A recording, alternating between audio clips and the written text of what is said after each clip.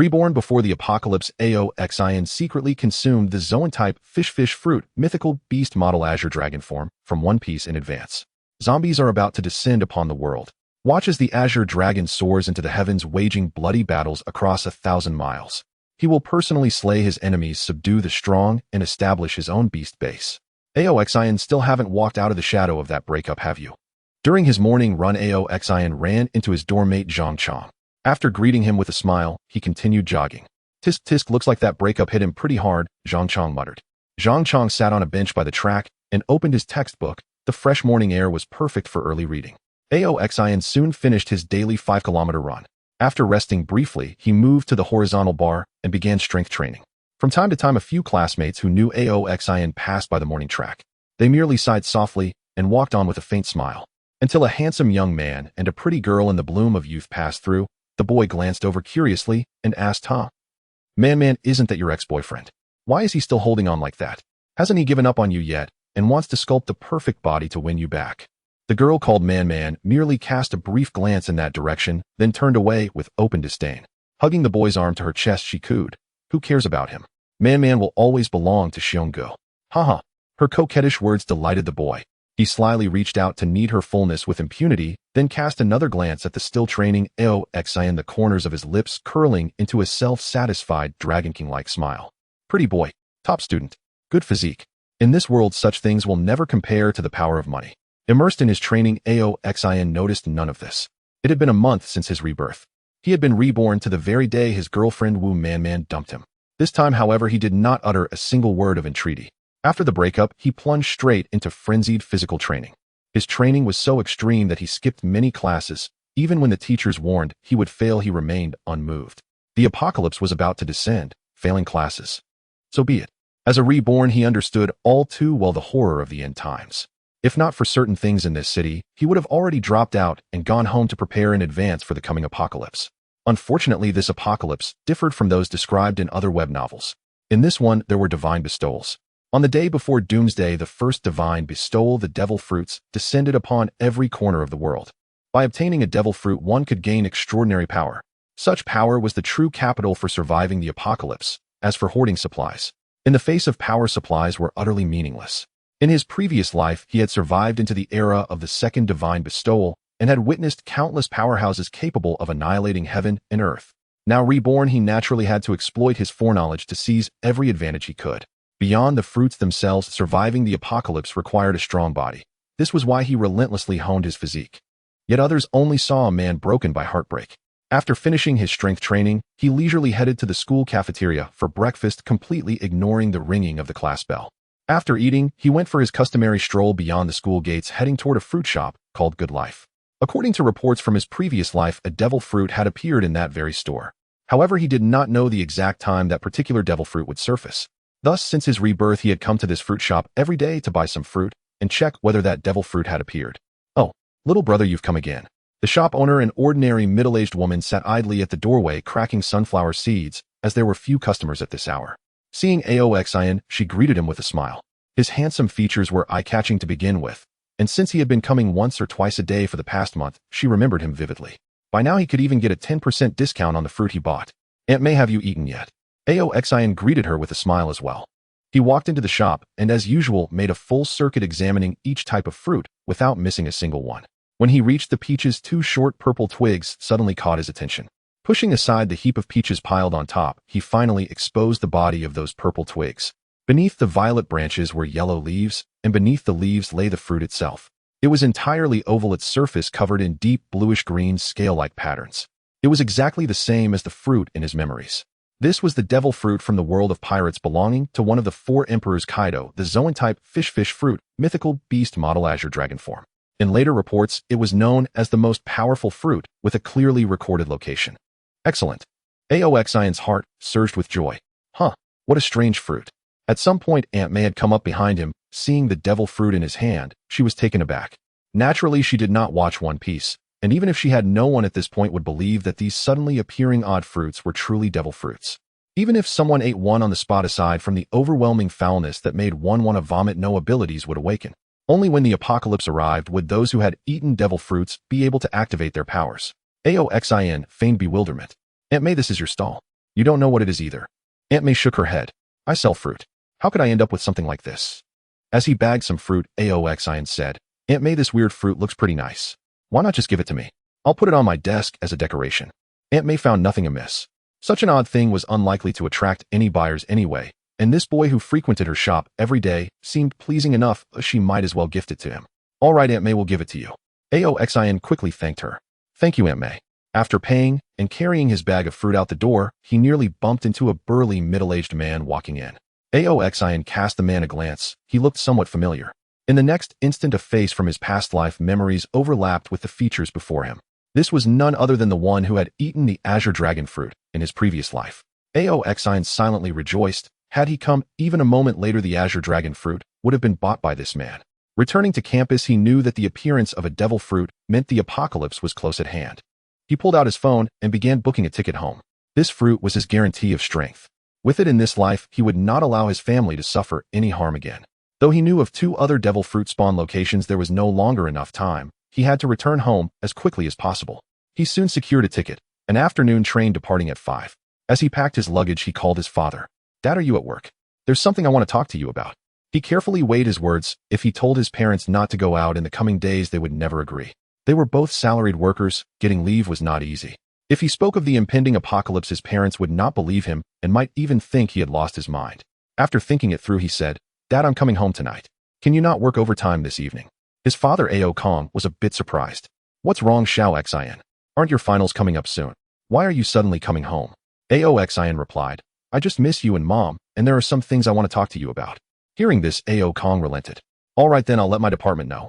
I won't work overtime tonight. After hanging up, Aoxian took the devil fruit out of the bag. It really was beautiful.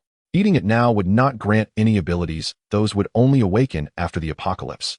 However, every moment the fruit remained outside his stomach meant another scrap of uncertainty. He hesitated no longer, lifted the fruit, and took a bite. Nausea hit him so hard he nearly gagged it back up, but he forced it down. In his previous life, to survive, his mental tenacity was no longer that of a hothouse flower. Forcing down the nausea, Aoxian swallowed the pulp. Then steeling himself once more, he simply gulped down all the remaining flesh in one go. Peel, pit, leaves, and even the short purple twig. He swallowed everything. After a long while, he exhaled deeply. The seed of a miracle had been planted. Now he could only wait for the miracle to unfold. He took a sip of water, ate another peach, then pulled out his phone and began scrolling through short videos and forums. A fruit in our orchard suddenly grew into something that looks exactly like a devil fruit. Everyone, this is too unbelievable. Could it really be a devil fruit? Sure enough, as soon as he opened the short video app, he was greeted by a viral clip. In the video, a young man stood in an orchard filming a bizarrely shaped grape hanging from a vine-covered trellis. The grape was a deep crimson, its surface crisscrossed with strange white patterns, forming a stark contrast with the normal grapes around it. A devil fruit. In the comments below the video, someone scoffed, "You're dreaming." Another laughed, "This is obviously just a gimmick the creator cooked up to grab attention and cash in on views." Others chimed in, "Bet he'll mass-produce a whole batch of these so-called devil fruits soon enough. If you've got the guts, eat one on camera and see if you get superpowers like in One Piece." Aside from this clip, there were several similar videos. Some claimed to have seen such fruits at market stalls, others said they had found them in the grass. One creator even claimed he had bought an ordinary piece of fruit, left it at home untouched for 2 days, and when he looked again, it had transformed into the shape of a devil fruit. Onlookers, ever ready for gossip, naturally did not believe it and declared that scammers were getting more and more sophisticated. Some egged the creators on to eat the fruit. Those who hesitated because of its bizarre appearance were immediately accused of having a guilty conscience. If it's obviously just a crafted prop, no wonder the creator doesn't dare eat it. Who knows what chemical dyes they use to make those patterns on the skin? Would they really dare eat such a fruit? Yet not everyone was so easily convinced. At that very moment, a well-known beautiful streamer was broadcasting live. She was not only pretty and sweet-voiced and known for comedic streams, but also a veteran One Piece fan. She was the one claiming that the fruit in her home had turned into a devil fruit. Netizens teased and mocked her, saying she was hyping up a stunt for traffic. But the young beauty herself knew perfectly well she had done nothing to tamper with it. The fruit had truly mutated on its own. Could it really be a devil fruit? She muttered inwardly. Just then the viewers began egging her on to take a bite. She hesitated for a long time, then clenched her teeth, ready to accept the challenge. "All right. Since everyone in the stream wants me to eat it, I'll do it right here for you all to see," she declared. She had made up her mind. If the fruit had mutated or gone bad, at worst, she could get her stomach pumped. With that thought, she picked up the bizarre fruit with one hand and set her phone in front of her with the other, ready to dial emergency services at any moment. Among the viewers in her live room was AOXIN. The moment he saw the shape of that fruit, his heartbeat instantly quickened because he knew this was a genuine devil fruit, not some manufactured fake. He hurriedly tried to send a message in the chat, "Streamer, don't eat it yet. I'm willing to pay to buy that fruit from you. Name your price." But his account level was low and he had no special badges, so his comment was quickly drowned in the torrent of messages. Unwilling to give up, he kept sending the same plea. Perhaps because he persisted, some viewers found it amusing and actually began to echo his request. The beautiful streamer noticed these comments and, knowing they were mostly joking around, smiled, revealing 2 adorable dimples. "Don't tease me, everyone. We still don't know what's going on with this fruit, and I'm not going to sell it. I'll eat it right here in front of you and see whether it's really a devil fruit." With that, she drew in a deep breath. Her cherry lips parted, and she placed the apple-sized fruit between tongue and teeth. The camera even cut to an extreme close-up of her mouth. It had to be said, the reason she had gathered millions of followers was not beauty alone. The subtle allure she exuded at every moment was something she wielded with remarkable precision. Even AOXIN, watching this scene, could not help but swallow involuntarily. There was a wet squelch as she bit down. Juice burst forth. A vile taste spread rapidly through the young beauty's mouth. Her delicate brows knit together at once, her pretty face twisting in misery as she instinctively tried to spit the pulp out. The more observant viewers immediately noticed the change in her expression. "Damn, that expression says the fruit tastes absolutely horrible. Could it be real? Devil fruits are supposed to be disgusting." Some viewers who considered themselves rational retorted, "Nonsense. It's clearly spoiled fruit. Who knows what she did to make it look that weird, but it's obviously not edible anymore. Yeah, stop eating it, streamer. Spit it out. It'll be terrible if you get sick from it." Many viewers urged her to spit it out, though just as many continued to egg her on. "Hey, you're taking her acting seriously? Anyone can frown on cue. If you've got guts, swallow it and see if you get superpower." Exactly. You think the audience are fools. A little performance to fish for views. The young beauty did not even see many of these comments. At that moment, she was on the verge of tears. Tears welled up, blurring her vision. She swore she had never eaten anything so revolting in her entire life. Instinct screamed at her to spit it out, yet as a devoted One Piece fan, she was unwilling to concede defeat. Ordinary fruit had turned into a devil fruit before her eyes. She knew she wasn't putting on an act. Gritting her teeth, she forced the pulp down with a loud gulp, then hurriedly took several mouthfuls of milk tea, trying to wash away the nauseating taste clinging to her mouth. In the lore, eating a single bite or finishing the entire devil fruit made no difference. She consoled herself that one bite was enough. After that, she joined her viewers in eagerly awaiting any change in her body. "If it really is a devil fruit, what ability will I gain?" as she wondered aloud. When viewers saw that she had truly swallowed the pulp, a torrent of virtual gifts instantly flooded the screen. In just that short span, the gifts she received were worth as much as a normal week's earnings. Awesome, she actually ate it. Judging from how disgusted she looked, that wasn't acting. Maybe it really is a devil fruit. Yeah, didn't you see her tears? If she were faking it, could she act that well? She's not a professional actress. Discussion raged in the live room as everyone stared intently at the young beauty, waiting for something to happen. Unfortunately, as time ticked by, nothing about her changed. Streamer, stand up and move around a bit. Try to really feel what's happening inside your body. Ability users in the story don't always grasp their powers the moment they eat the fruit. Others sneered, "Hey, you idiots actually believe this? These days it's way too easy to scam shooting fanboys out of their money." Following the suggestions, the beautiful streamer started jumping up and down and even did some yoga, hoping to coax out some mysterious power. For countless men watching through their screens, her impromptu workout was an undeniable bonus. Unfortunately, no matter how hard she tried, no change came over her body. No change. The little bowtie's mood has plummeted. In the live stream, there are both cold jibes and comforting words from warm-hearted viewers. AOXIN has quietly left at this moment. No change is the norm. He did not intend to remind the little beauty of the impending apocalypse. She was merely a stranger in the online world. He browsed through various short video platforms and forums, entering an ID in the search box. Upon clicking the first video, it was exactly as he had seen in his past life. In the video, a scruffy young man with yellow hair was showcasing a peculiar fruit, saying, "Brothers, do you see?" He brought the fruit closer to the screen, making its appearance clearer. The fruit was entirely golden with black swirling patterns, and its surface seemed to crackle like lightning. The young man laughed heartily, saying, "Did you see it? Thunderfruit. Who wants to buy it? I'm auctioning it in the comments. Highest bidder wins." AOXIN was utterly captivated. Though he had already consumed the Qinglong fruit and could not eat a second one with the apocalypse approaching, everyone knew the value of the devil fruit. A single fruit would be worth its weight in gold. This is the most crucial trading resource. Even if he didn't use it for trading, he could give it to his parents or younger sister. Alternatively, there might still be a way to consume a second devil fruit. However, that would require strength, luck, and opportunity. Without leaving a comment, he directly messaged the young man named Noble Malzone. Brother, this fruit looks excellent, just like the real thing. He'll take it. You must know that those in the comments are just making a fuss.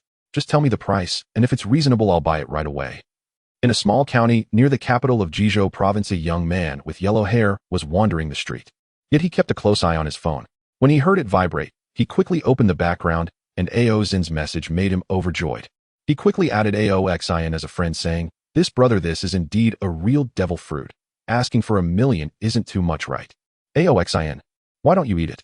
If you genuinely want to sell, give me a fair price, otherwise I'll block you." The young man scratched his head and tentatively asked, "Then how about 100,000?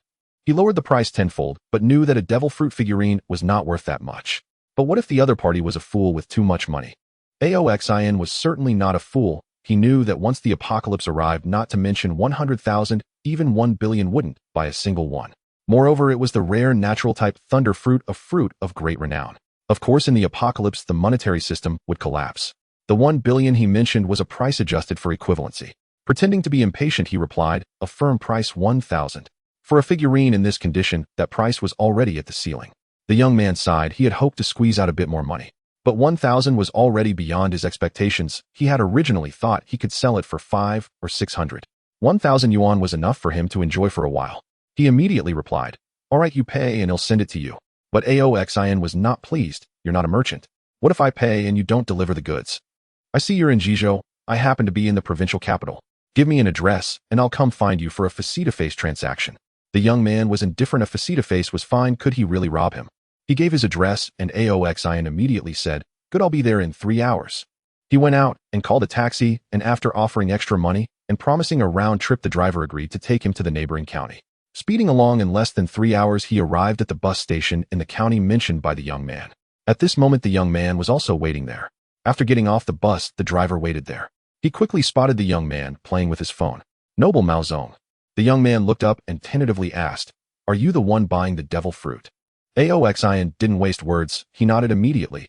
"Give me your payment code. Oh, I'll scan it to check the fruit's authenticity before paying."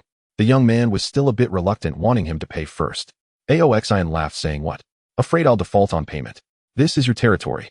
The young man thought about it and realized that he had some reputation in this area. If someone dared not to pay, he could call a group of good brothers with a single phone call. Aoxin took the bag from his hand and pulled out the fruit inside. His heartbeat involuntarily quickened. "It's real. It's real." Based on his past life experience, this fruit is definitely a genuine devil fruit. He quickly scanned 1,000 to the young man, who took the fruit back to the taxi and continued to return to his school. If it weren't for the lack of train service in this small county, he would have just boarded the train back home. On the way back, he opened his phone to browse short videos. Suddenly, a video caught his attention. Today, many patients suddenly fainted, and several others have developed strange spots on their bodies. Experts say this is likely a new type of influenza and urge everyone to wear masks and take protective measures. Upon seeing this news, his heart sank. Fainting and strange spots on many people were all signs of the apocalypse outbreak. The outbreak of the apocalypse may occur even earlier than in his past life. But he couldn't remember the exact timeline of the apocalypse. He could only roughly gauge it based on the appearance of the devil fruit. He quickly picked up his phone and called his father. "Dad, did you see the news? Those who suddenly fainted and developed spots on their bodies." Ao Kong said, "Is there any need to watch? Our hospital already has many cases. Everyone is overwhelmed. I'll probably have to work overtime tonight. There's no way I can take leave under these circumstances. You, your mother, and your sister should eat first. You don't need to wait for me." After saying that, he hung up the phone, not giving Aoxin more time for explanation. Aoxin called again, but the line was busy. He knew he couldn't persuade his father, so he had to call his mother. "Mom, did you see the news? Many people are fainting and developing spots. I heard some insider news. This is a very serious infectious disease. Our school has already suspended classes and locked down. You should hurry up and take leave to come home. Bring Xiaoqin back too. It's not safe outside anymore." He directly fabricated a lie. "Just this once. Just take a leave. We can see what the news reports in a few." After much difficulty, he persuaded his mother.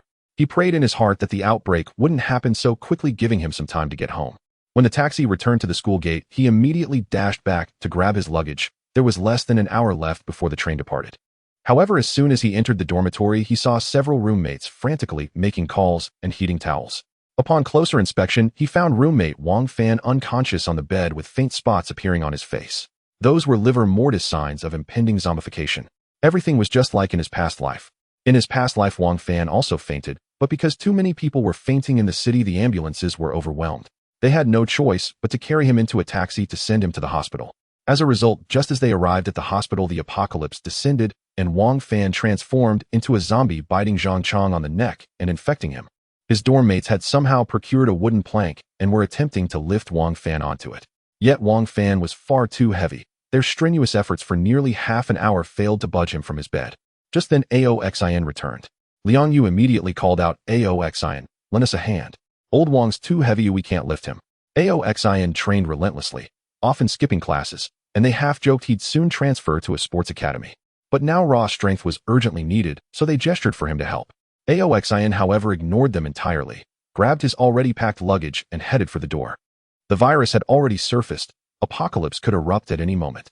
He had no time to waste returning home. Seeing him leave, his dorm mates stared in stunned disbelief. Liang Yu, furious, stepped forward to block his path. "A roommate's in peril, and you walk away." But Aoxin had no patience for such words. In his previous life, after they'd rushed Wang Fan to the hospital, the apocalypse descended mere minutes later. Wang Fan reanimated as a zombie and lunged at them, fangs bared. To save himself, Liang Yu shoved Aoxin down, using his body as a shield against Wang Fan's pursuit. Had it not been for sheer luck, Aoxin would have perished in those first moments of the apocalypse. His pupils narrowed slightly. A lethal aura forged in life-or-death trials of his past life surged forth unconsciously, sending chills through Liang Yu. Liang Yu instinctively recoiled a step. Aoxin shoved him aside, snatched a sports equipment bag from the corner, and strode out the door, only to hear Liang Yu's angry voice echoing behind, "What kind of person is this? Fine, not helping is one thing, but shoving me." Humiliated by his own fear, Liang Yu muttered bitterly, "Ever since Aoxin got dunked and betrayed, he's been utterly unhinged." He grumbled under his breath, "I won't stoop to argue with a lunatic." Yet just as Liang Yu turned to seek help from the neighboring dorm, a blood-curdling shriek pierced the air behind him. The scream reverberated through the entire dormitory. It wasn't only room 504 screaming.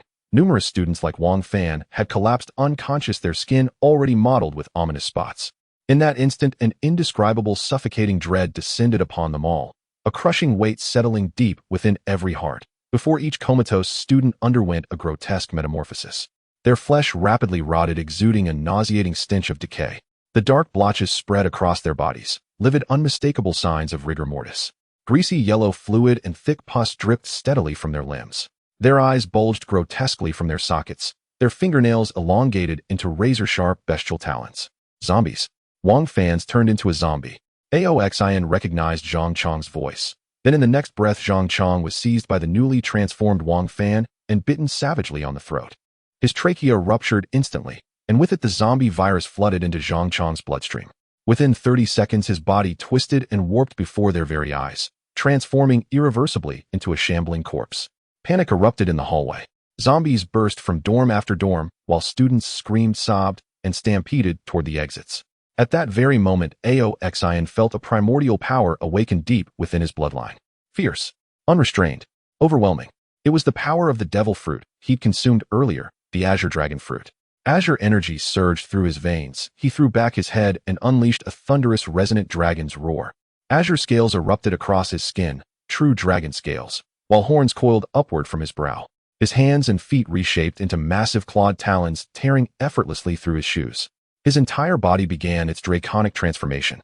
The sight sent shockwaves through the hallway. Classmates recoiled, certain he too had become a monstrous abomination like the zombies. Upon completing the beast-human fusion, his physical prowess soared. Strength, resilience, speed, and regenerative capacity all amplified exponentially. At that precise moment, a guttural bestial growl echoed behind him. He turned. Wang Fan and the newly infected Zhang Chong were barreling toward him, jaws agape. With a flash of azure claws, he seized both throats, squeezed once, and tore their heads clean off.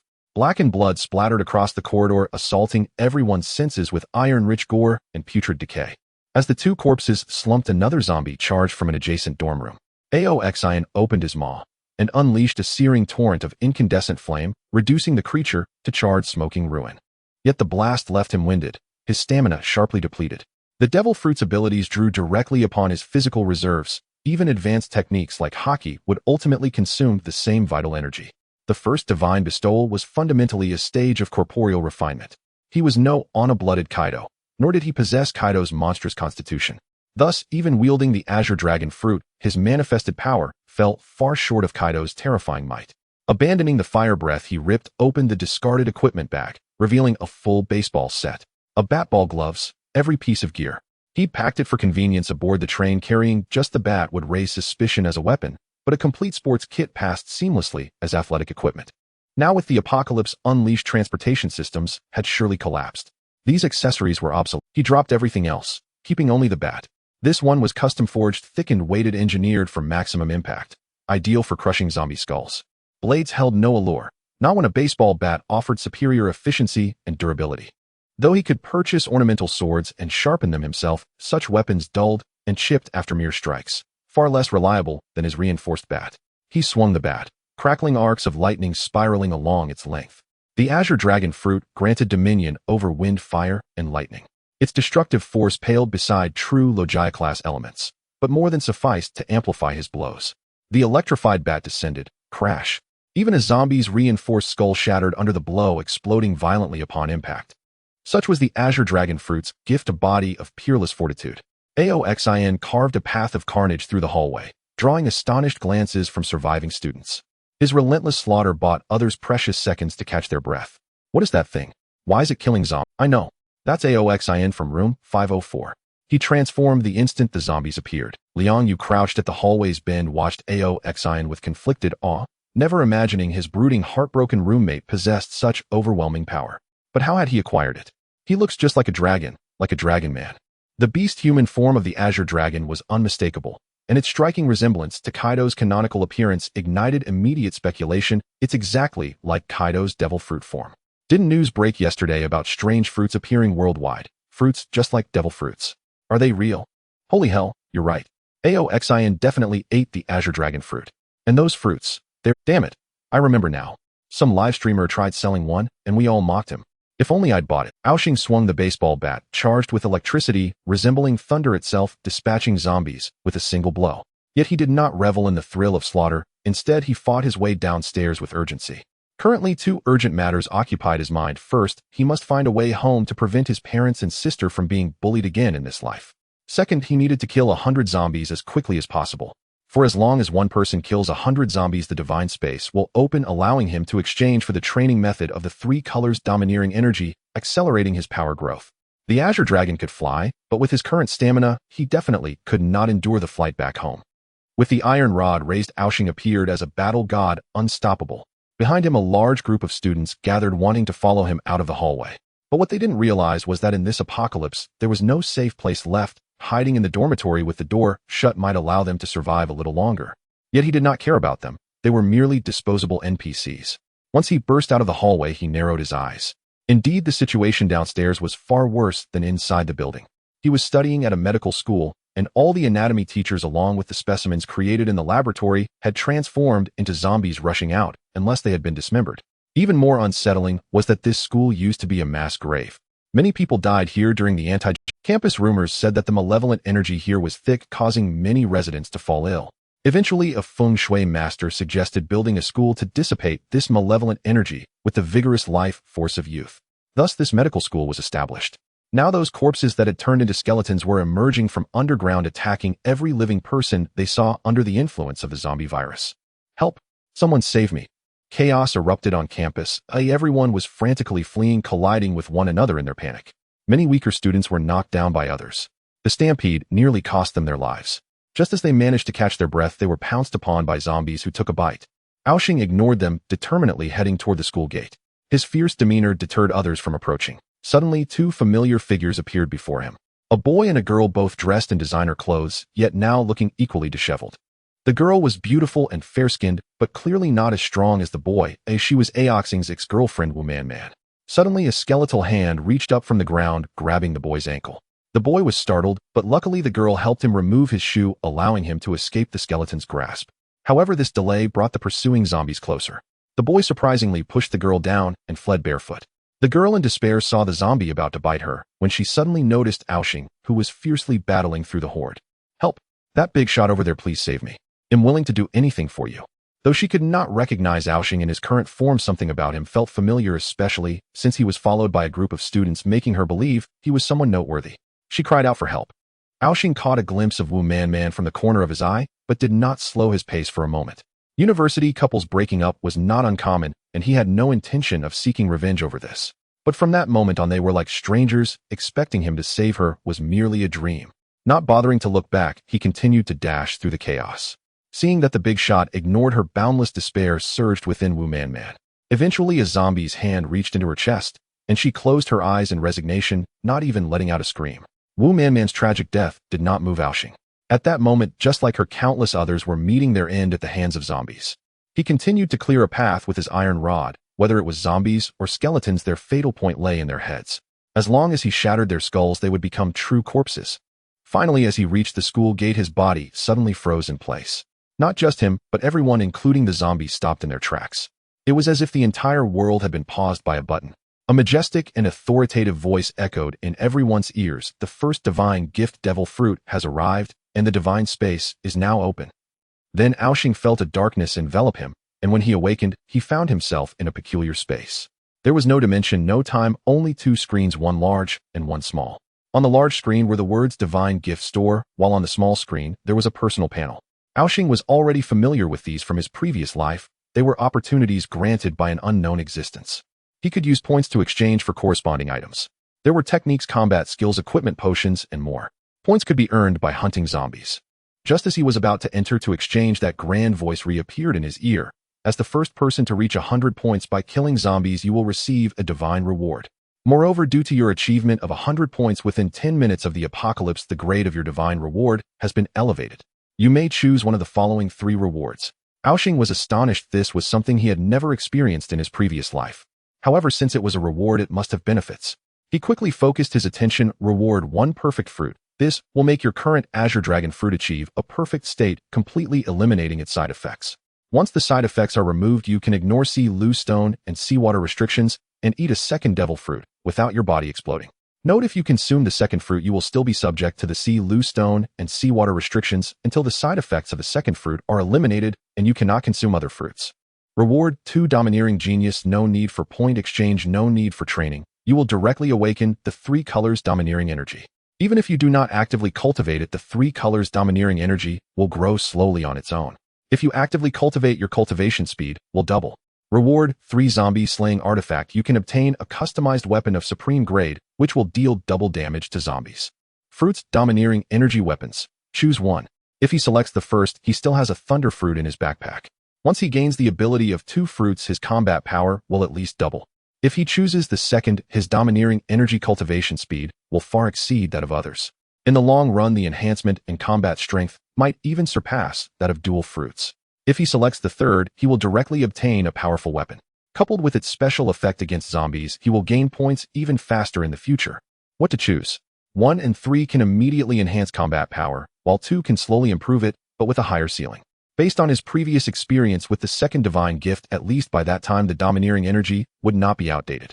As for whether the Domineering Energy would become obsolete, he was uncertain.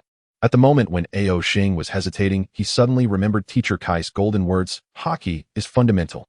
Roger Shanks and Garp all lacked devil fruit powers, yet they became unmatched powerhouses. In fact, Teacher Kai, in pursuit of enhancing hockey, hardly developed his devil fruit abilities, and even when fighting against King Luffy, he didn't achieve awakening. Choose 2. Hockey Genius. No longer hesitating, it's the quality of abilities, not the quantity that matters. The strength of the Qinglong fruit depends on the strength of one's own physique. To develop a single fruit to its limit is already a challenge. In the next moment, a flash of inspiration struck him, and he directly awakened the 3-color hockey with a thin black hockey covering his fist, which is the armament hockey. He opened the Divine Gift Shop, which contained all the items that could be exchanged during the first Divine Gift period. At the very top of the light screen was a simple explanation about points. Points can only be obtained by killing zombies. The stronger the zombie, the more points are earned, and kills by firearms are ineffective. It was divided into 4 main sections: techniques, combat skills, equipment, and potions. In terms of techniques, it naturally included the 3 types of hockey: armament hockey, observation hockey, and conqueror's hockey. That's right, here conqueror's hockey is not based on innate royal qualities, but can be cultivated. The essence of conqueror's hockey is a kind of aura originating from the power of the soul and is not significantly related to royal qualifications. However, those with the ambition of a ruler have more resolute minds, making it easier for them to sense this power. The exchange price for the 3-color hockey is not high. Each one requires only 10 points, which is incredibly cheap. But for Aoshing, this is easy. For an ordinary person, accumulating 10 zombie kills is extremely difficult. In the combat skills section, there are more options. First is the Marine 6 styles, with each style requiring 1,000 points to exchange. There are also various strong combat techniques. For example, Kaido's combat techniques come in comprehensive packages and separate styles, such as Thunder Bagua, Raging Thunder Bagua, Great Might Thunder Bagua, Descending 3 Realms, Pulling Naruto Vajra, Arrow Gunpowder Dragon's Army, and so on. Each combat skill requires 100,000 points to exchange, while the package deal requires 1,000,000 points to obtain all of Kaido's abilities. It also includes a series of drunken techniques. Of course, techniques like Garp's boxing, Mihawk's swordsmanship, Zoro's sword techniques, Sanji's kicking skills, and Jesus Burgess shooting techniques are all included. Equipment includes various swords, bows, guns, and armor. For example, the most basic marine sword or pirate knife requires only 100 points. A swift sword requires 1,000 points. A good swift sword requires 10,000 points. A great swift sword requires 100,000 points. Equipment of the Supreme Great Swift Sword level requires 1,000,000 points. In the potions section, there are various medicines for healing injuries, poisons, and even various foods that can serve as food supplements to restore energy and heal wounds. Among the potions, the most special is the Bloodline Factor potion, divided into 4 types: Venom Powder, Spark Red, Electro Blue, and Winch Green, each of which can grant the user an exoskeleton and a superpower. This is one of the few ways to obtain special abilities besides the Devil Fruit. The other way is the artificial Devil Fruit Smile and Green Blood. The former is created by Caesar, an imperfect Zoan-type Devil Fruit, with severe side effects, including the disadvantage of losing facial expressions and only being able to laugh. The benefit is that it is cheap, requiring only 1,000 points to exchange for one.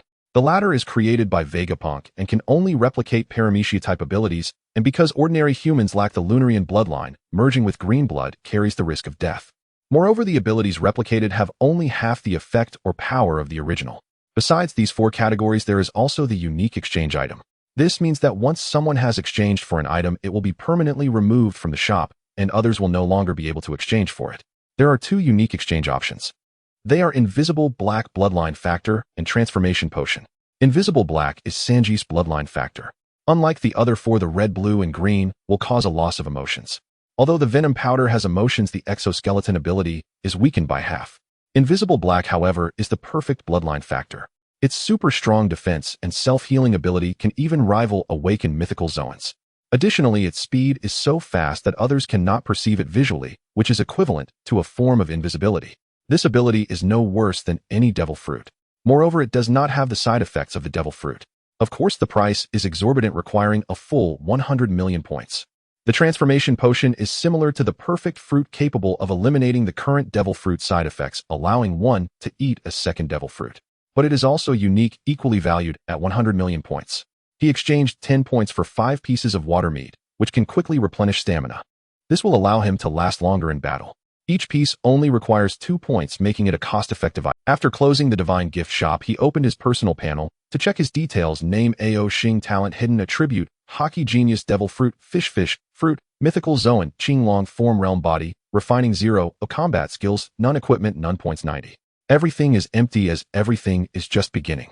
The baseball bat in his hand is not really a weapon, and with this few points, he doesn't want to exchange for ordinary weapons. Regarding realm, during the entire first Divine Gift period, he is at the body refining stage. It is divided into 9 realms: Copper Skin, Iron Bone, Great Strength, Divine Foot, 5 Treasures, 6 Houses, Jade Marrow, Rebirth, and Corpse Battle. The cultivation method is the Armament Hockey. This is the method of body refining. Although he learned the 3-color hockey in his previous life and this life without the reward of Hockey Genius, he still needs to exchange it before he can learn. What he exchanged for is not just a method, but rather a cultivation license. The personal panel provides not only personal attributes, but also serves as a communication tool. When the civilization construction of humanity was destroyed in the apocalypse, everyone relied on the communication function of the personal panel to keep in touch. Furthermore, it humanely divided many channels. At this moment, many people have already started chatting with each other. My goodness, this Divine Gift space is so magical. It's filled with items from the pirate world. With these zombies don't seem so terrifying after all. You idiot upstairs, do you have any points to say that? It takes 1 point to kill a zombie, and who knows how long it will take to exchange for those good items. Forget about exchanging, but it's already good if I can stay alive. Soon the previous majestic and grand voice sounded again. The space stagnation is about to end, and you will be able to freely enter the Divine Gift space from now on. 10. He felt a darkness before his eyes, and when he woke up again, his consciousness returned to his body. Around him were endless zombies and panicked classmates and teachers. His right claw gripped the baseball bat, while his left claw held 5 pieces of water meat. The divine gift space does not provide storage functions. 3, 2, 1, 0. When the countdown ended and time and space returned to normal, Ao Xing stuffed a piece of water meat into his mouth, gulping it down as he charged towards the school gate. Suddenly sensing something, Ao Xian quickly shifted his position. Just as he moved, a skeletal arm emerged from where he had just stood. It was the observation hockey. Behind him, there were only a few classmates left following him. His speed was too fast, and those classmates simply couldn't keep up. Moreover, the zombies that were everywhere kept blocking wave after wave of people, forcing those behind him to helplessly stop. Someone shouted for him to slow down, but he paid no attention. Now his mind was filled with thoughts of his family. He had no mood to rescue these people. At the school gate, he saw 5 zombies blocking a BMW, shattering the glass and dragging the car owner out. She was a heavily made-up beauty. Her curvaceous figure was enticing, but the zombies had no mercy. Amidst her high-pitched screams, they brutally tore open her abdomen and began to devour her intestines and entrails.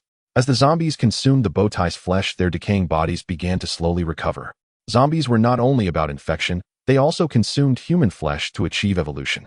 As long as they were not completely devoured, the basic shape of the body remained, especially if the head was intact. It wouldn't be long before the corpse was taken over by the zombie virus and transformed into a new zombie. After taking a few bites of the bowtie's intestines, they sensed footsteps approaching from behind. Their crimson eyes turned towards Ao Xian. "Look at you, paralyzed." Ao Xian swung down with a bat, directly shattering the skull of one zombie. His stamina had fully recovered through the water meat, and with the bat crackling with electric current, he swiftly eliminated these zombies. Then he transformed back into his human form, jumped into the car, and hit the gas, racing towards the outskirts of the city. Along the way, vehicles fleeing the chaos were non-stop, thinking they could escape the zombie outbreak by heading to less populated areas. However, in this world, there was no inch of pure land left. To survive, one must fight. Engage in battle with zombies, earn points, exchange items from the divine space, and grow stronger. This was the only way to survive. Inside the car, a broadcast was still playing, an emergency announcement from the government. "Everyone, do not panic, stay indoors, close your doors and windows. Our troops have already been deployed, and our biological laboratory is developing antidotes. Please maintain order. Do not panic." The first wave of the zombie virus spread through the air. The weak would be infected. Therefore, hospitals and nursing homes became hotspots for the infection. When the apocalypse struck, the primary mode of transmission for the zombie virus was through bites and blood. In such circumstances, soldiers with the best physique had a very low chance of being infected. Thus, during the apocalypse, the military could still be somewhat effective. However, Ao Xian knew this wouldn't last. If the military wanted to quickly clear out zombies, they would need to use firearms and other hot weapons. But doing so would mean they couldn't earn points. Without points, one couldn't grow stronger. Therefore, the only glimmer of hope now was for everyone to become soldiers. Fight against the zombies. This was a survival competition of survival of the fittest. The car sped along. Therefore, the only glimmer of hope now was for everyone to become soldiers. Fight against the zombies. This was a survival competition of survival of the fittest. The car sped along. Even when zombies blocked the road ahead, he chose to crash through recklessly. Because the traffic control had already collapsed, avoiding zombies could easily lead to a chain reaction of car accidents, which would actually slow down his return home. The vast horizon is my love. Suddenly his phone rang. He glanced with his peripheral vision, and the contact was Xiao Chun. This was his younger sister. He answered the call directly. "Hello, brother. Where are you? There are so many zombies outside. It's terrifying." As soon as the call connected, his sister's anxious and terrified voice came through. A 16-year-old girl right in the prime of youth encountering such a situation was understandably panicked. Ao Xian replied, "I'm fine, how about you? Are mom and dad okay?"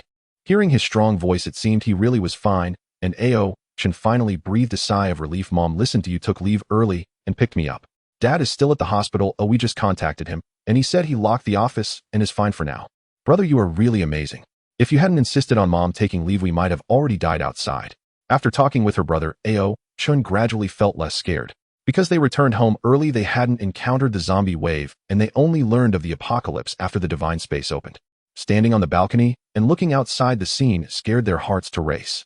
"Brother, do you have some insider information? You not only had mom and me come home early, but also prepared so much food and canned goods. Did you know the apocalypse was coming already?" Ao Chen had been puzzled for the past month. Her brother bought large quantities of daily necessities home every day. When they asked him, he wouldn't say, and she didn't know where he got all that money. Ao Xian certainly had no money. A month wasn't enough to earn it. But since the apocalypse was about to arrive, what was there to be afraid of? He borrowed from every illegal black online loan. If he didn't have to explain to his parents, he might have even mortgaged the house. But with the existence of the divine space, there was actually no need to stockpile too many supplies. These were just for emergencies. He advised his sister not to go out and to not open the door for anyone except for Dad's return. Everything would wait until he got back. Aochan repeatedly agreed. Just as they were talking, a luxury car flipped over to avoid a suddenly pouncing zombie, directly causing a chain car accident. Many vehicles crashed into it, leading to destruction and loss of life. Aochan had already anticipated this scene. At this moment, it was too late to stop, and there were many vehicles speeding behind him, making it impossible for him to stop slowly. After stuffing his phone into his backpack, he grabbed the bat behind him and transformed into a dragon, crashing through the car roof and soaring into the sky. The flame cloud supported his body, and the Azure Dragon rose straight up. This miraculous scene stunned everyone on the road. It made the already intense car accident even more catastrophic. Just moments after he broke through the car roof and flew out, the BMW crashed into the wrecked vehicle ahead, erupting with a violent sound. With no time to pay attention to the chaotic accident scene below, the Azure Dragon dove into the clouds, flying straight in his direction. Occasionally, he pulled out a piece of water meat from his backpack to replenish his stamina. He couldn't fly for too long. Finally, after exhausting all the water meat, he descended from the sky and transformed back into his. After a quick scan, he saw no zombies around, so he hurried into the divine space, exchanged for 5 pieces of water meat again, and stuffed them all into his backpack. Now the backpack contained only these 5 pieces of water meat and a thunder fruit. After eating a piece of water meat, he did not take to the skies again. Although water meat can replenish stamina, relying on it for recovery would only accelerate the consumption of his energy. Moreover, his mental fatigue could not be replenished. He opened the map and realized he needed to find a highway and hijack a vehicle. Once he found the right direction, he transformed back into a Qinglong. This time, after flying for only 10 minutes, he spotted a highway below with countless cars speeding along. He lowered his altitude, searching for a sturdy off-road vehicle. Below, many people in the traffic jam noticed the flying Qinglong in the sky. Immediately, someone captured this scene on their phone and uploaded it to the communication channel of the Divine Gift Space. Family, I saw a dragon. Such a massive Qinglong, it must be nearly 100 meters long. Comments began to flood in beneath the video. Qinglong. It should be Kaido's Qinglong fruit. I wonder who is so lucky to have obtained such a powerful mythical beast. I'm seriously envious. If only I could get a devil fruit too. I once obtained a thunder fruit, but I thought it was fake, so I sold it. A comment from a user named Noble Hair General caught many people's attention. Oh my god, are you silly? If you had eaten the thunder fruit, wouldn't you have taken off by now? Exactly. Right now, everyone still lacks Haki, and the Logia type is invincible. With powerful attack power, extreme speed, and elemental intangibility, you wouldn't get hurt at all. That's simply mind-blowing. Damn, I haven't obtained a devil fruit. If I had, I definitely wouldn't have sold it. You silly person actually sold it.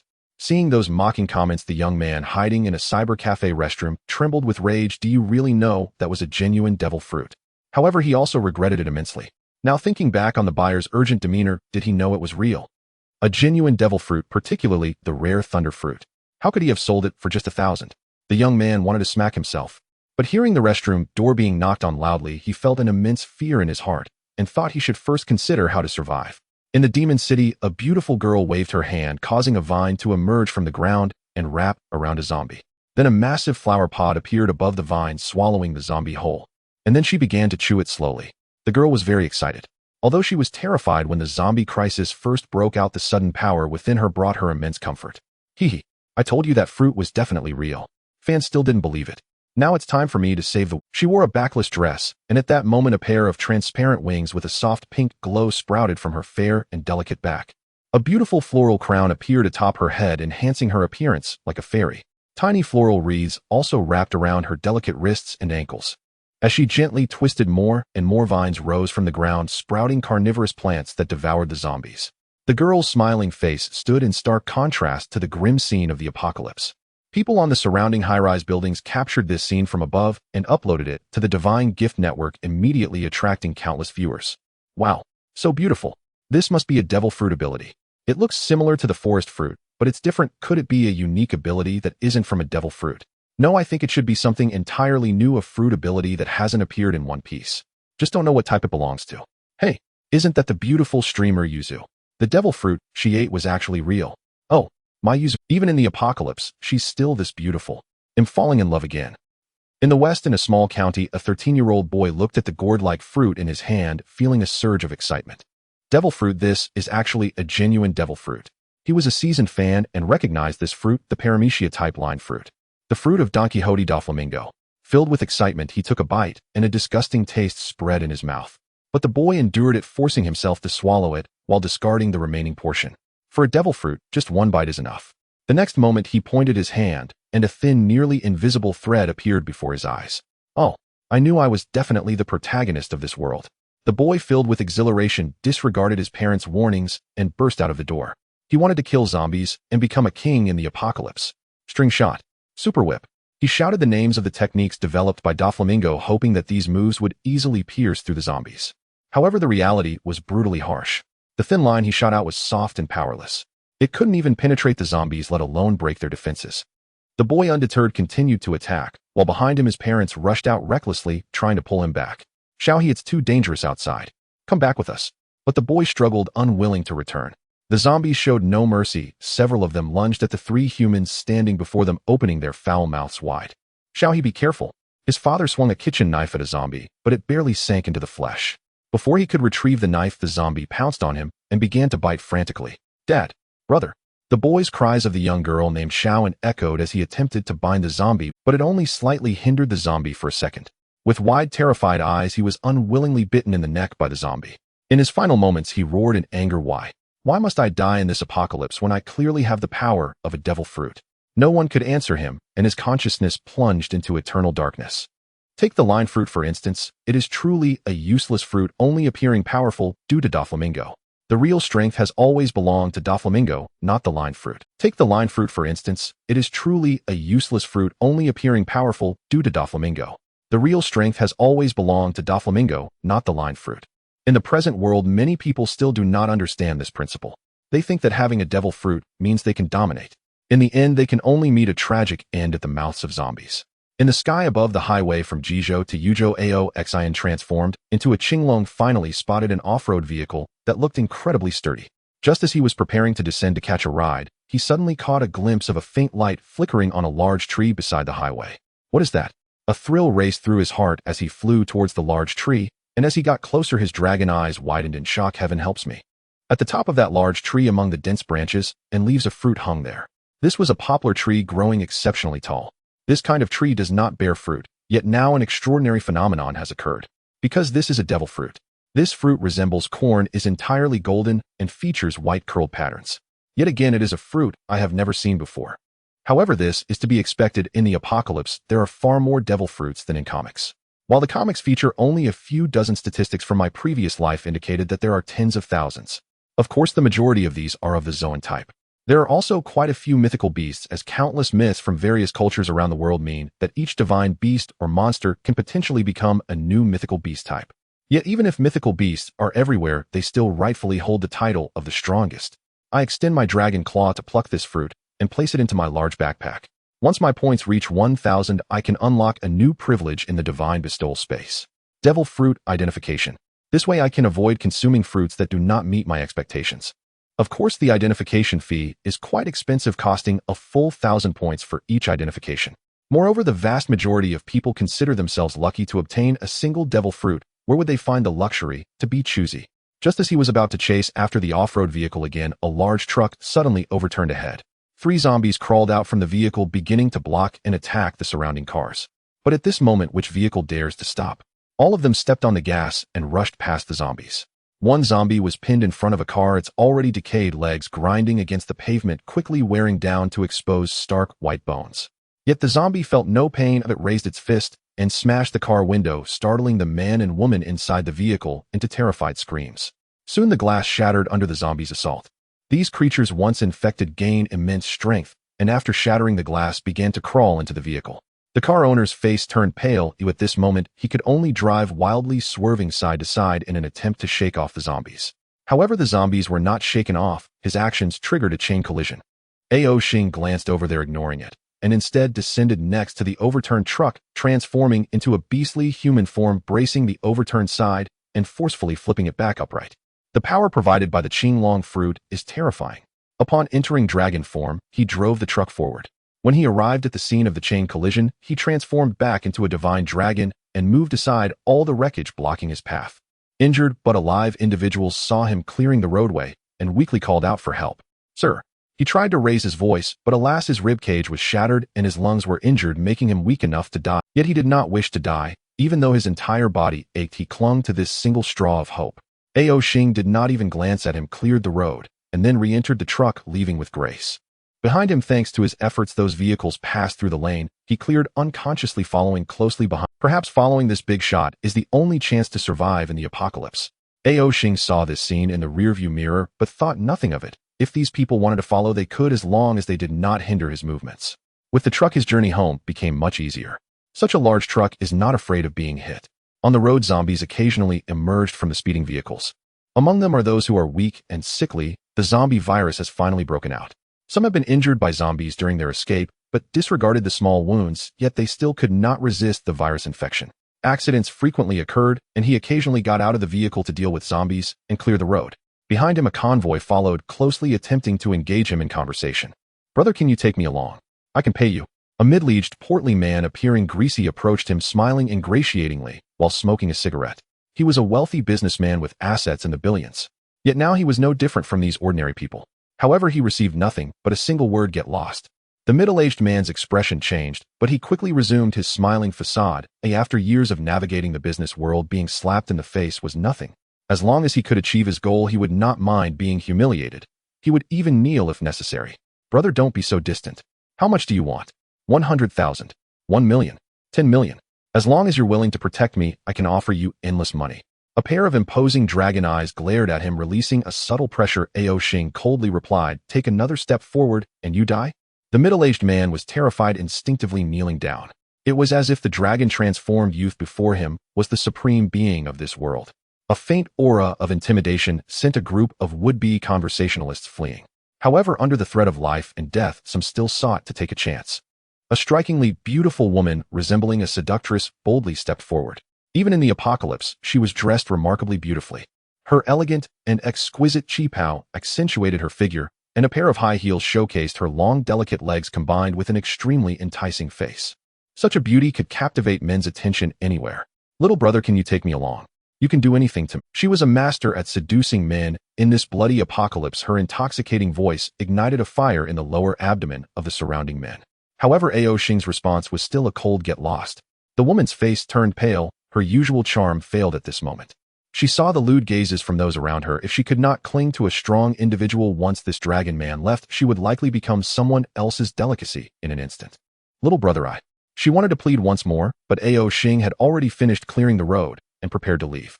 Just as he was about to deactivate his powers and enter the vehicle, a robust man approached from behind. "Sir, I am willing to pledge my loyalty to you."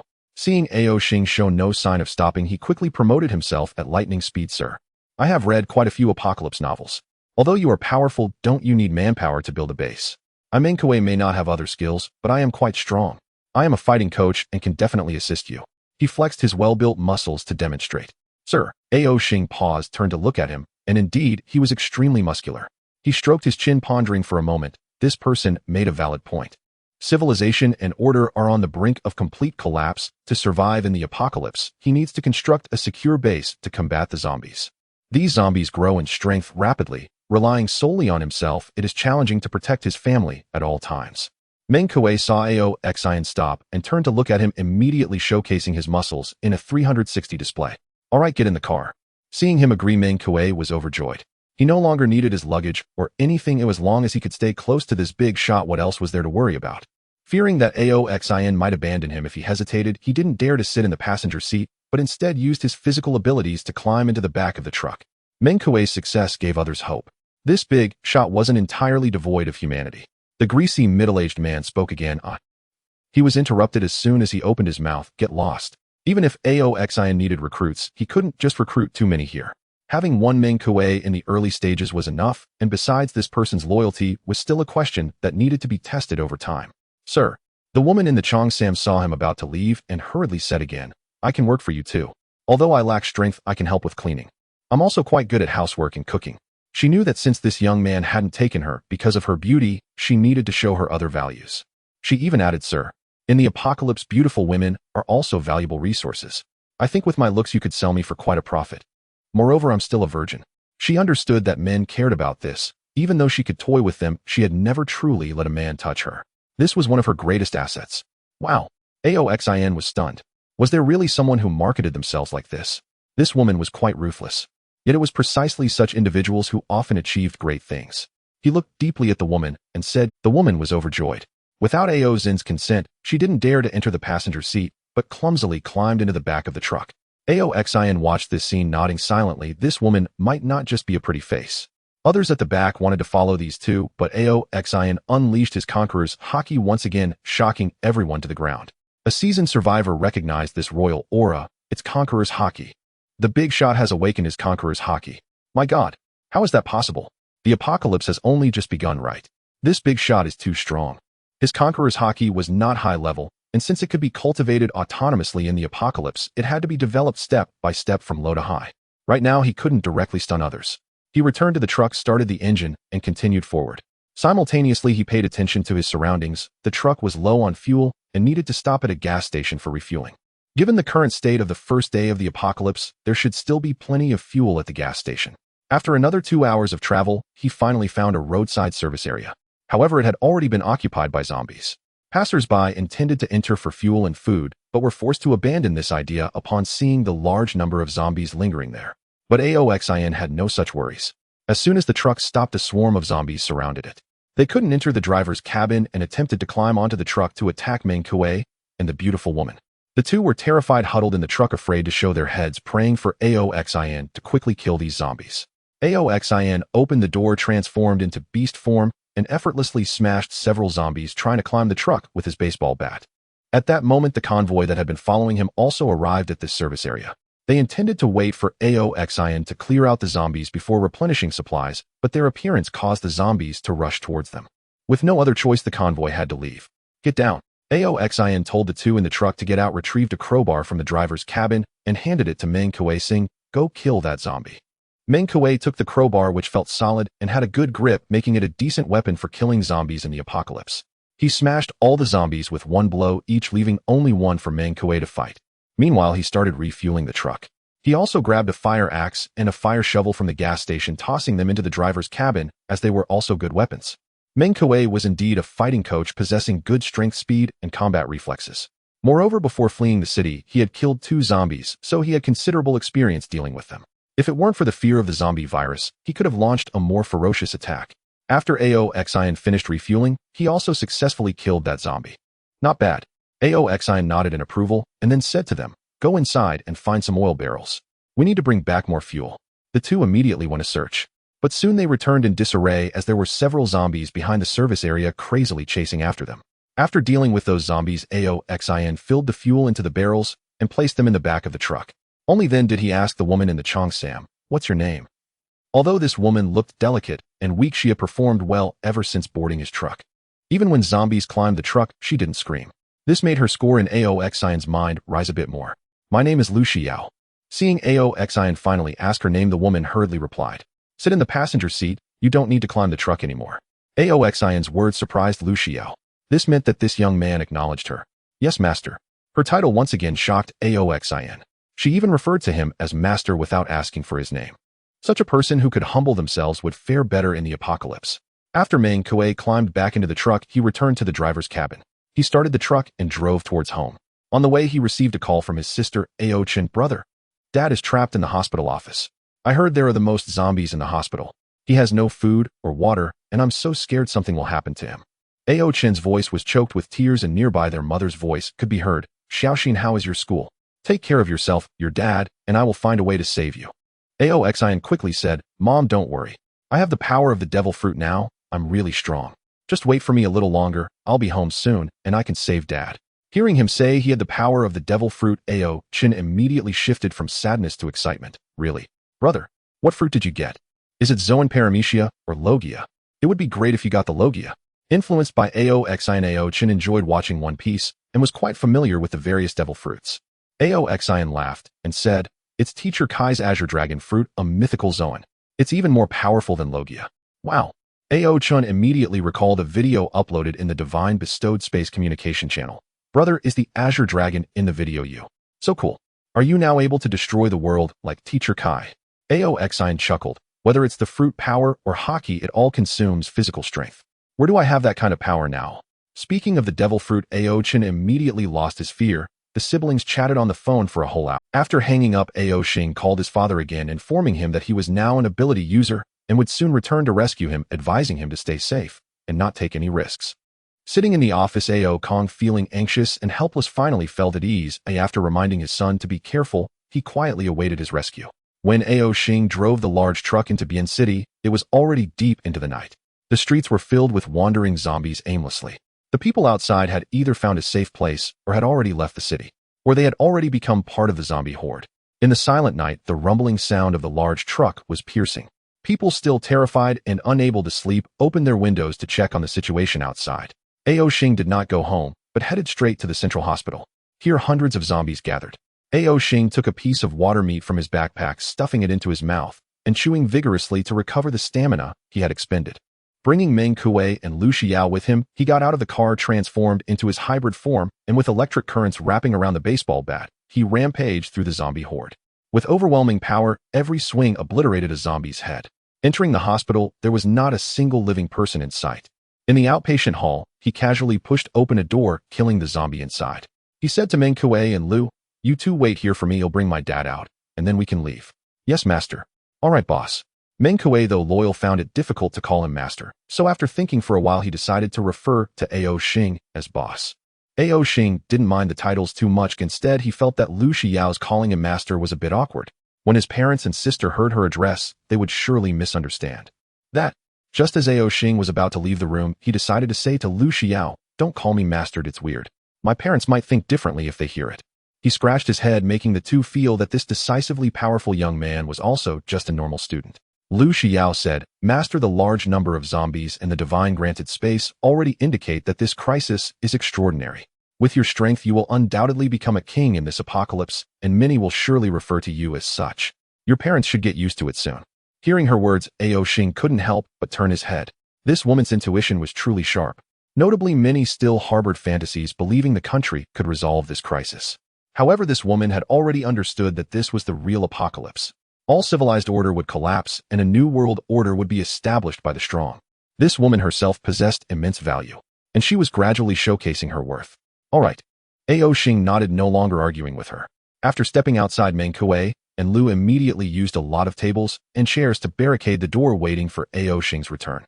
While killing zombies, Ao Xing picked up his phone to call his father. "Hello, Dad.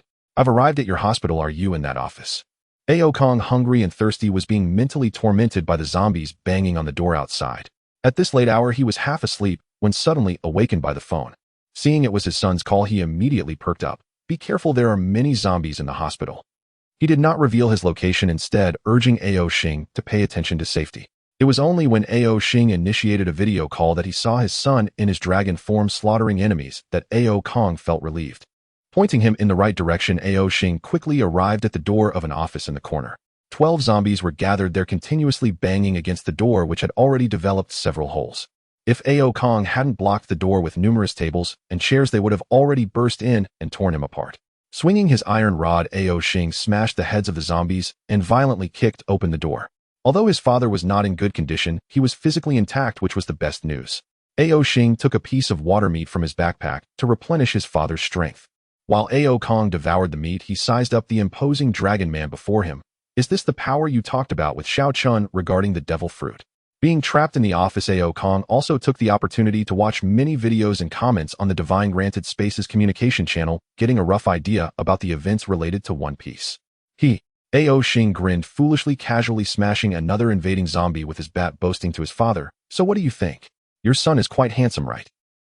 This brat is super handsome." Ao Kong responded with a smile. As the apocalypse descended, in just a short time of fleeing, he had witnessed countless people being killed by zombies. Now his family was safe, which was already the greatest good news in this apocalypse. Leading his father away from the hospital, he could still see some people observing from the dilapidated doorways of. Upon seeing Ao Kong following a dragon man out, someone shouted, "Old Ao, save me." They were Ao Kang's colleagues from the hospital and some family members visiting patients trapped here when the apocalypse. As for the patients, their weakened bodies could hardly resist the infection of the zombie virus. Most had already turned into zombies at the first opportunity. Seeing his colleagues calling for help, Ao Kong hesitated and said to Ao Xing, "Xiao Xing, should we help them? They are all colleagues, it's quite pitiful." Ao Xing, however, shook his head. "What good is it to rescue them? The city is filled with zombies. Am I supposed to take them home one by one? Even if they get home, can they survive?" Ignoring the cries of the group, he pulled his father and quickly left. As he passed by Meng Kuei and Lu Shiyao's room clearing away the zombies that were banging on the door, he smashed the door open with a swing, bringing the two out. Master! Master! Upon seeing Ao Xing return, the two immediately spoke respectfully. Ao Kong was astonished. He looked at Ao Xing in disbelief. Who are they? One was a muscular man, and the other was a stunning woman. Why would such people respect his son so much?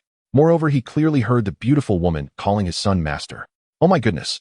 He was not some outdated old fogey. How could his son be having this kind of fun behind his back? Even with Ao Xing's thick skin from his 2 lifetimes, he felt a bit flushed at this moment, but he still feigned calmness and replied, "They are 2 younger brothers I picked up on the way."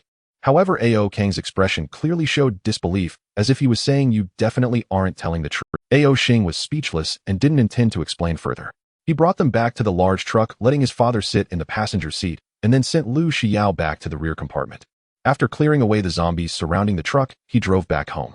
At home, Ao Chen looked at Lu Shiyao with a face full of astonishment. What a beautiful woman.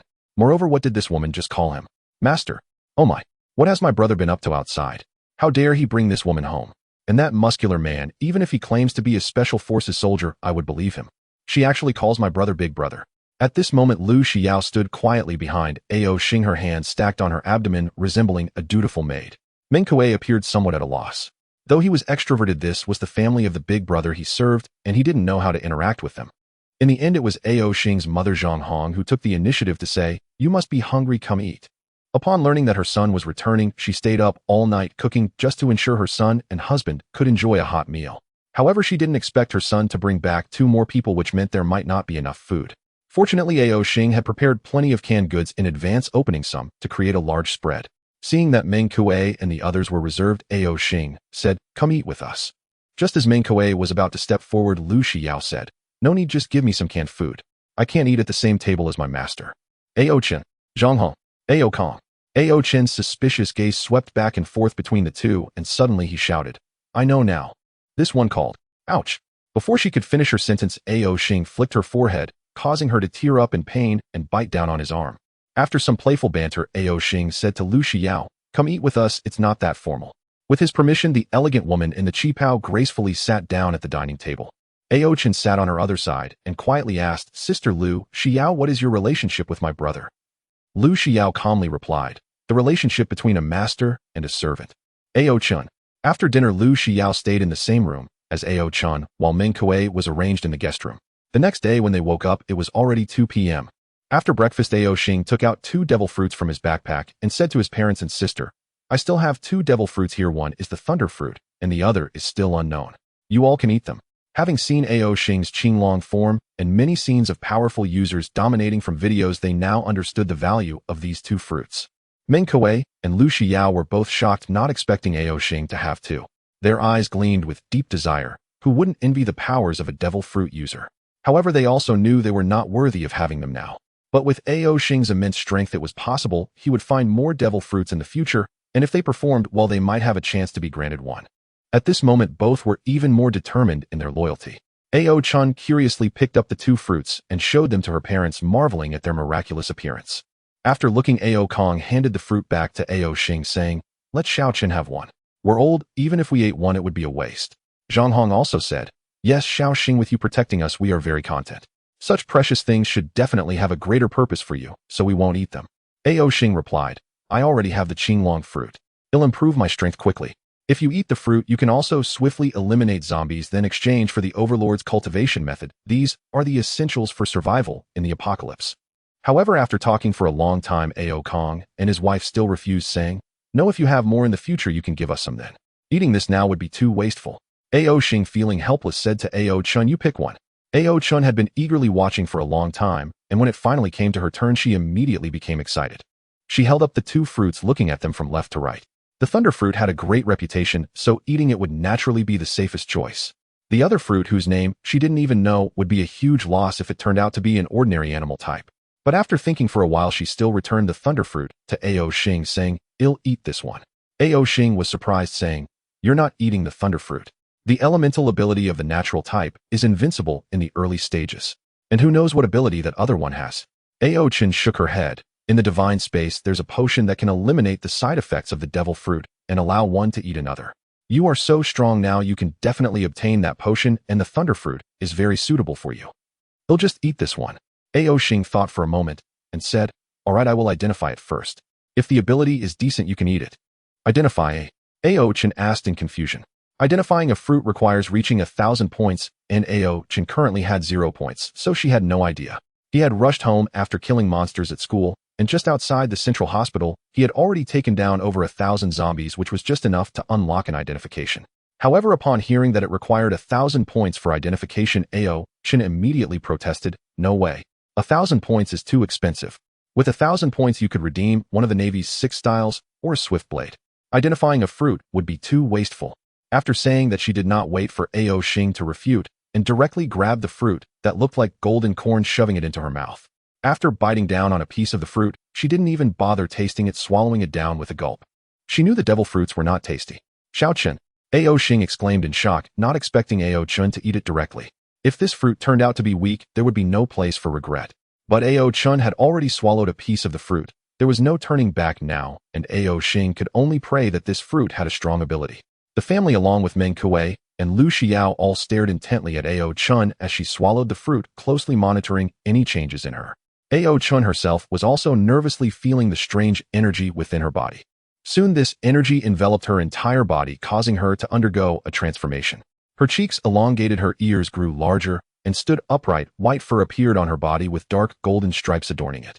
Then her entire body quickly shrank down, transforming into a palm-sized white-furred mouse with golden stripes. It's an animal type. Everyone immediately understood the category of this fruit, but this little mouse looked extraordinary, likely not an ordinary type. The little mouse spoke, brother, you're so big. Ao Xing and the others squatted down, curiously asking her, what category are you? Ordinary type, ancient type, or a mythical beast type? Ao Chen giggled, it's a mythical beast type. Upon hearing the words mythical beast type, Ao Xing was overjoyed. It seemed his sister hadn't made a poor gamble. Mythical beast types have special abilities. Oh, what is your ability? Ao Chen said, look. As she spoke, her body darted downwards, directly burrowing into the earth.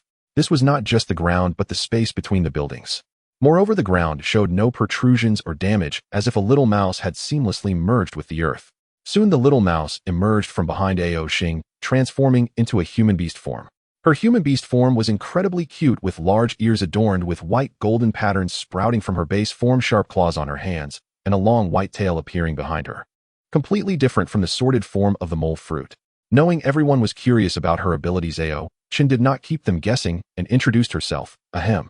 I formally introduce my devil fruit ability. Puffing out her proud little chest, Ao Chen joyfully declared, the name of my fruit is Zoan type. Mouse fruit. Mythical beast type. Treasure mouse form. It has 3 abilities. The first is to traverse all soil and stone obstacles. For me, burrowing underground or passing through walls is as easy as going through a water curtain. Everyone had just witnessed this, but hearing her speak of it still felt intriguing. Secondly, I possess an independent treasure storage space that can hold lifeless items. As she spoke, Ao Chen picked up a mop from the corner and stuffed it into her chest. Everyone's eyes widened as they watched the mop seemingly enter an invisible space, completely disappearing. What the heck? Ao Xing exclaimed in surprise. Isn't this the legendary 4-dimensional space? Then Ao Chen reached in and pulled the mop back out. How big is this space of yours? Ao Xing focused on this crucial question. From what she knew during the period of divine gifts, there was no storage equipment available. As for whether there would be any in the future, she was unsure. However, if Ao Chen's ability could accommodate a sufficiently large space, she could carry many items without fear of losing them. Ao Chen felt it out and said, currently it's only 10 cubic meters, but as the fruit develops, this space will gradually expand. Then she continued introducing her abilities. But wait, I have one more ability. Ao Xing was even more surprised. With the ability to burrow underground and the storage space, she already had a godly skill, and she had other powers. Ao Chen proudly declared, the third ability is treasure hunting. Treasure hunting. Everyone was puzzled. Ao Chen explained, I can sense the aura of treasures and lock onto their location based on that aura. Now my sensing range can cover half of Bian City. What the heck? Ao Xing nearly cursed. Burrowing, storage, and treasure hunting. He felt that his Azure Dragon was no longer so impressive. But thinking about it, the Azure Dragon had many abilities. First, it could control the 3 natural elements of wind, fire, and lightning simultaneously. Secondly, it could fly while riding the flame cloud. Lastly, it had a power, defense, speed, and recovery ability far superior to other Zoan types. In comparison, the Azure Dragon was better at combat, while the Treasure Mouse focused on auxiliary abilities outside of battle. But it also has its drawbacks. Ao Chen's voice turned somewhat dejected as the emergence of 3 super abilities meant that there were gains and losses. Unlike other Zoan types, my power and defense are almost zero in beast form, leaving me with no combat capability. In human beast form, I also receive hardly any boost in strength and defense, remaining identical to my normal self, but my speed is very fast. I estimate that my speed enhancement is at least double that of other Zoan mythical beasts. By the end, Ao Chen was still feeling quite proud. Indeed, this was not a combat-oriented devil fruit, but its utility was even greater than the Azure Dragon. Treasure hunting: what truly counts as a treasure in this era? Without needing to think, the answer was clearly just the devil fruit. Of course, it wasn't entirely so, as Ao Xing knew that there would be secret realms opening in the future, and Ao Chen's ability could help them gain more benefits there. By the way, put this thunder fruit in your treasure storage, as it is only safe there. After viewing Ao Chen's fruit abilities, Ao Xing handed the thunder fruit to Ao Chen and transferred 30 points to each of them, so they could exchange for the training methods of the 3-color hockey. Even without a fruit, as long as one trained hockey to the extreme, they could still become a strong person. Even if one had a fruit, if their hockey wasn't strong, they would gradually be eliminated in the apocalypse. He then exchanged a regular military knife for each of them from the divine gift space and led everyone out of the house. Downstairs, there were still countless zombies wandering around. Ao Xing transformed into a dragon human, smashing a zombie's spine with a single blow, incapacitating its arms. He said to his father, "Dad, use this knife to chop off its head." Ao Kong hesitated a bit. Although the opponent was a zombie, it had once been human, and making him chop off its head felt akin to murder. He found it hard to do. But in the apocalypse, how could one hesitate? Seeing her father unable to act, Ao Chen volunteered, "Brother, let me do it, I'll demonstrate for Dad." With that, she drew out the long knife and swiftly severed the zombie's neck. Thick, viscous blood gushed out, and a foul stench filled the air. Ao Kong frowned, but as a doctor, he didn't feel frightened.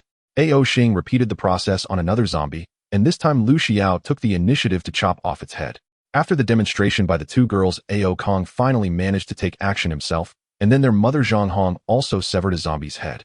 As for Meng Kuei, he was capable of independently killing a zombie. Being a combat coach, his fighting ability was much stronger than that of his own family.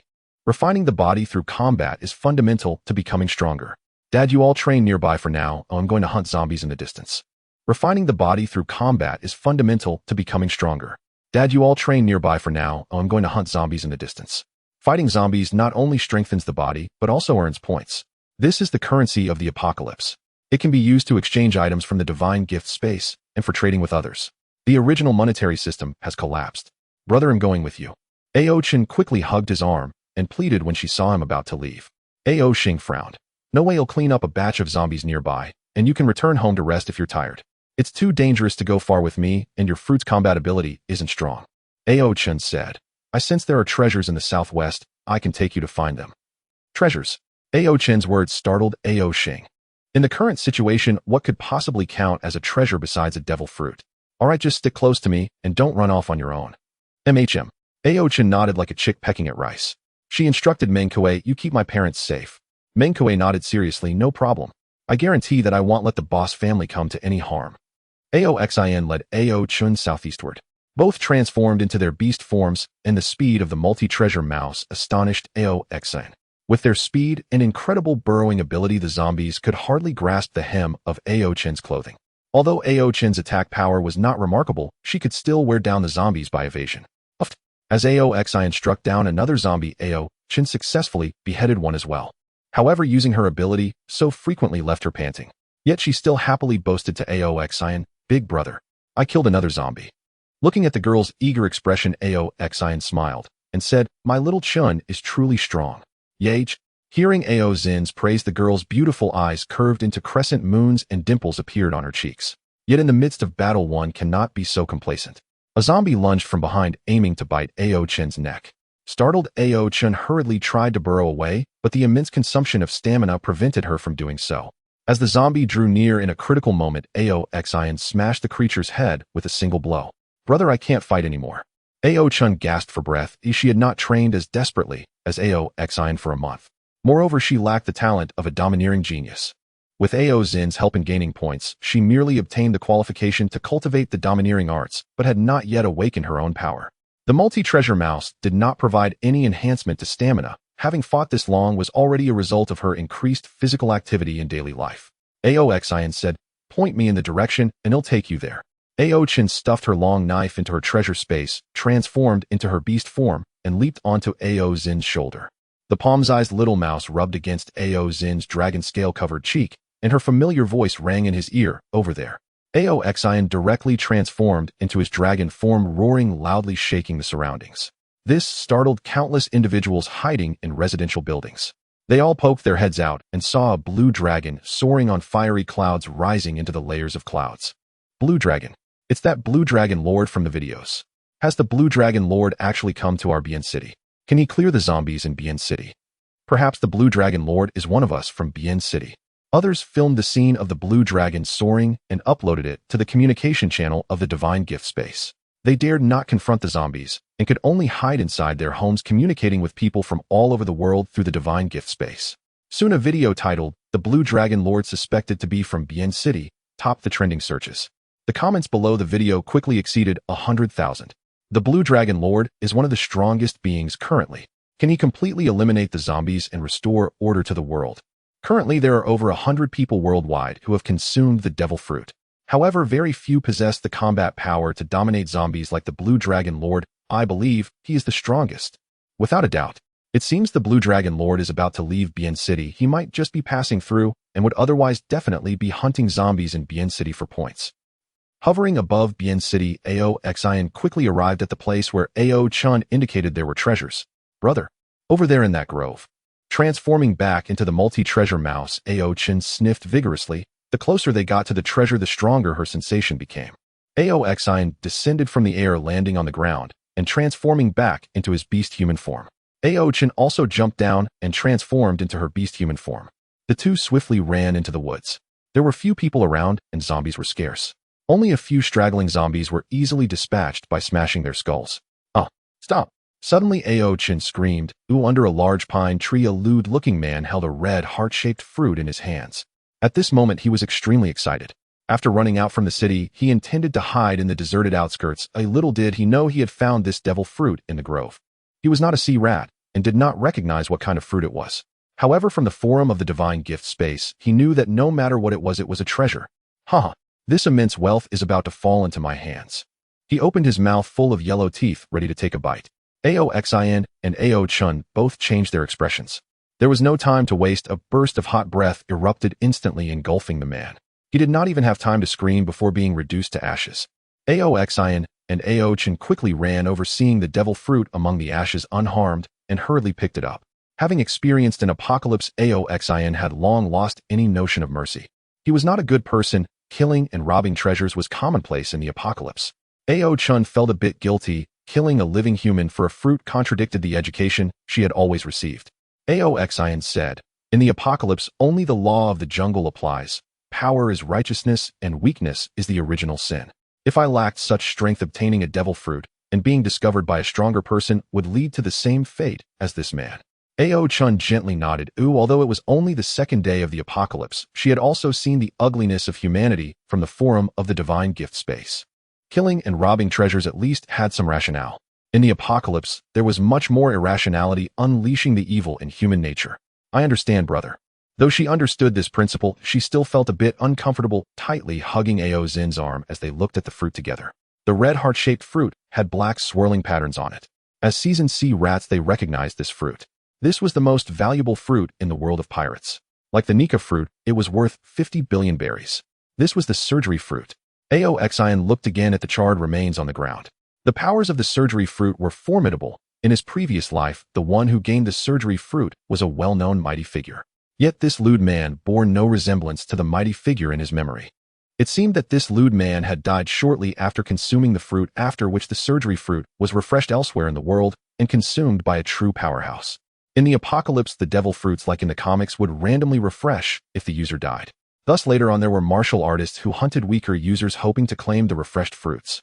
However, the success rate was extremely low because the refreshed locations were unpredictable. Brother, the surgery fruit could be given to Dad. He would definitely like this fruit. Ao Xian immediately thought of the best recipient for the surgery fruit. Their father Ao Kong was a surgeon, and he would certainly be interested. "Yes, just as I thought. Put it in your treasure space." With Ao Chen accompanying him, Ao Xian did not need to carry his large backpack. This little girl was the best backpack. Safe and effective, extremely useful. Ao Chin cheerfully stuffed the surgery fruit into her chest. She had discovered it using her own abilities, contributing to the family. She was very happy. Returning to the city, he transformed into a Qinglong once more, allowing Ao Chun to ride on his back as they swiftly made their way home. His parents, lacking the strength, had already gone home to rest. Lu Xiao was diligently attending to the two of them, which made them feel quite uncomfortable. Meanwhile, Meng Kuei was still fighting alone downstairs, knowing that merely relying on Ao Xing was not enough. In order to gain more recognition in the future, he must possess sufficient strength himself. Downstairs, many were attempting to kill the zombies. After all, the exchange goods from the divine space were incredibly enticing. However, even the cheapest 3-color domineering cultivation method required 10 points, which meant killing a full 10 zombies. They took out kitchen knives, iron shovels, wooden sticks, and all the weapons available at home, attempting to fight against the zombies. However, the zombies' strength, speed, and defense far exceeded theirs, and from time to time someone would be disemboweled by a zombie or bitten and infected, becoming a new zombie.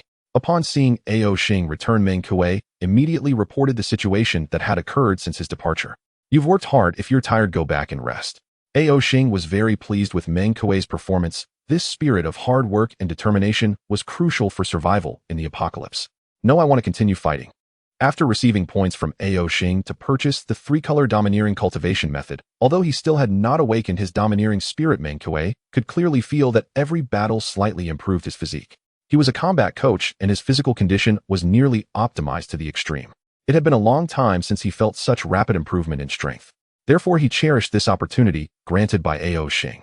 Without Ao Xing, although he was confident he could kill 10 zombies, it would likely take at least 5 days.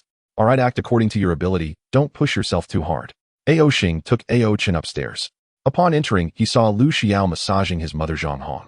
Although his parents were in decent physical shape, their age meant they were extremely sore after such intense battles. Though Lu Zio's technique was unorthodox, a bit of pressure was still quite comforting. "Master." Upon seeing Ao Xing enter, Lu Xiao immediately called out obediently. This girl was indeed sensible, and Ao Xing felt he had a good eye. Both Meng Kuei and Lu Xiao were worth cultivating.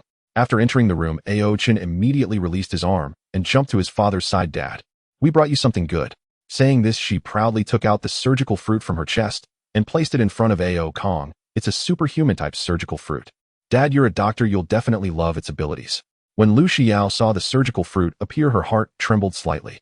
But she quickly steadied her mind and continued to earnestly massage Zhang Hong's legs. However, she was internally shaken and increasingly grateful for her choice. "Another devil fruit. And it's the precious surgical fruit. As long as I perform, well, hell, give me one in the future." Ao Kong was not particularly excited. After all, he had never seen One Piece. He took the surgical fruit from his daughter's hands and examined it curiously. "Surgical fruit. After eating it, can I perform surgeries?" He deduced this from the name of the fruit. "But I can perform surgeries. Can it make my work more precise?" Ao Kong was confused, and Ao Chen immediately explained to him, "Dad, the surgical fruit can create a spatial barrier. Within it, you can sever anything, and you can teleport within it. When you perform surgery, it can harm the patient's body, but in the RM space, cutting objects will not harm them at all. After removing harmful substances, it can also recombine them perfectly, leaving no scars and no pain. Isn't that amazing?" Ao Chen's explanation was a bit chaotic. Seeing that her father still didn't quite understand, she found a video of the surgical fruit and showed its abilities one by one to him. Ao Kong was increasingly amazed. The devil fruit was indeed miraculous. "How is it, Dad? It's very suitable for you, right? I discovered it." The little girl was seeking praise, and Ao Kong affectionately stroked her hair. Chin is really amazing. But Dad is getting old. This fruit should be kept for you siblings." Ao Xing said, "Dad, I have another thunder fruit. You should eat this one, as it's a gift from me and Chin to you. Moreover, if you and Mom become stronger, I can do my own thing without worrying about home." Ao Xing deliberately said this, and Ao Kong, upon hearing it, was indeed persuaded. As parents, they did not want to become a burden to their children. It was indeed as his son said, the world was too dangerous now. If he remained too weak, his son would have to be constrained to take care of them. How could he develop himself? "Alright, Dad will eat it." With one bite, the unpleasant taste spread in his mouth. Seeing him frown, Ao Chen quickly explained, "Devil fruits are all very hard to swallow. Don't spit it out. Don't chew, just swallow it down. One bite is enough." Ao Kong followed his daughter's instructions and swallowed the fruit flesh. Directly looking at the partially eaten fruit, he asked, "What about the rest?" Ao Chen replied, "Just throw it away. The rest is useless." "Dad, quickly feel the power of the devil fruit within you and see if you can use it." Ao Kong complied, and following the guidance of the power within, he lightly raised his hand, and a transparent barrier appeared beside him. Glancing at the mop not far away with a thought, he switched places with it. "Dad, you did it." Both Ao Xing and Ao Chun were very happy. Try using the ability to sever anything. Ao Kong drew the military knife, placed nearby, aimed it at the table, and struck down. The table was instantly cut in half, as if it were made of paper. Dad, cut me. Try cutting me. Ao Chen excitedly jumped in front of her father, asking him to cut her. Ao Kong was speechless. Although he had heard his daughter describe the abilities of the surgical fruit, hearing her request to be cut still felt strange. It was as if he had given birth to a brain-dead daughter. Isn't that a bad idea? Dad's technique isn't very smooth. What if I accidentally hurt you? Ao Chen remained undeterred, but no matter how much she pleaded, Ao Kong was unwilling to cut her. Fatigue gradually set in. Using any fruit's abilities required a significant amount of energy. The consumption of the surgical fruit was particularly great. Having just fought a battle against the zombies, Ao Kong had not yet recovered his stamina. After a few experiments, he immediately found it hard to bear. He removed the RM space barrier and sat on the sofa to rest. Ao Chen, being obedient, ran behind Ao Kong to massage his shoulders. While massaging, she proposed to Ao Xing, brother, I think we should try elsewhere. My ability can find devil fruits. The number of devil fruits in one place is limited, but as long as we go to enough places, we can definitely find more devil fruits. At that time, we can give some to mom, to sister Xiao, and to brother Meng Kuei. Then we can dominate Bianqing. Ao Cheng's suggestion stirred Ao Xing's heart. Lu Xiao was also moved by Ao Cheng thinking of herself. She was quite adept at dealing with people, and in this short time she had already won the favor of Ao Xing's entire family. Ao Xing sat aside in contemplation. Her sister was right, as she had that capability. If she only developed in Bianqing, it would be too much of a waste. Currently, many devil fruits had yet to be discovered. Or perhaps after a capable person died, their fruit would respawn, not yet obtained by others. If she took advantage of this opportunity and utilized Ao Cheng's fruit talent to collect more devil fruits, it would not only enhance her family's power, but also serve as a highly valuable resource. In the future, as people became familiar with this broken world and found their footing in the apocalypse, various powers would emerge. Although he was formidable, he still lacked the strength to dominate the entire world. These fruits could be used for trading to obtain what he needed most, or to win over strong individuals, turning them into his subordinates. However, he was always concerned about his family's safety. Xiaoxin, don't worry. Dad has also acquired the devil fruit ability, and with the help of Miss Lu and brother Ming, we'll be fine. Noticing his worries, his father said, moreover, you have the food prepared in advance enough for us to last quite a while. Even when we finish this, we can still purchase from the divine gift space. We can kill zombies and earn points. You don't need to worry about us too much. Dad will protect your mother well.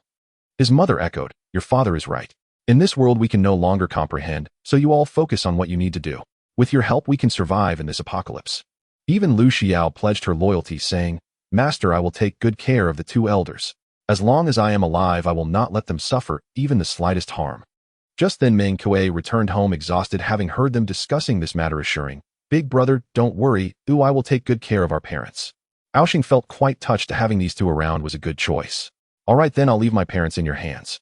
I will transfer 400 points to each of you, which can be used to exchange for potions and various foods, and also help you enhance your strength faster. His firm tone left no room for refusal. He transferred 400 points to his parents Lu Xiao and Meng Kuei, nearly exhausting his own points. But now killing zombies was quite simple for him, and he didn't care about these points. Since his sister's suggestion was approved, they needed to implement it quickly. Then he used the divine gift space to spend 10 points to establish a group chat, pulling his parents' sister Meng Kuei and Lu Xiao into it. This way, even if he left, he could communicate with his family at any time and understand their situation. After finishing all this, he took Ao Cheng and left home, boarding the large truck parked at the door, both heading toward the outskirts of the city. Where to? Ao Cheng left the directional question to Ao Cheng. You are the treasure mouse. Even if you can't sense the treasures, your intuition should still be useful. Ao Cheng found this reasonable, saying, let's head west to the provincial city. The population there is larger and the city is bigger, so the probability of encountering devil fruits might be higher. Following the treasure mouse's intuition, Ao Cheng drove westward. Along the way, they occasionally got out to engage in battles, returning to the truck to rest while on the move when exhausted. However, the large truck was not very convenient, and Ao Cheng felt that they still needed an off-road vehicle. Upon entering the provincial city, they continued to move westward in a straight line, and indeed the number of zombies here was 100 times more than in Bianqing. Moreover, there were organized military operations here to clear the zombies. Gunfire rang out, blasting zombie limbs in all directions. However, unless their heads were blown off, they still retained their mobility. Ao Xing's truck was intercepted by the military action ahead. This area is off-limits.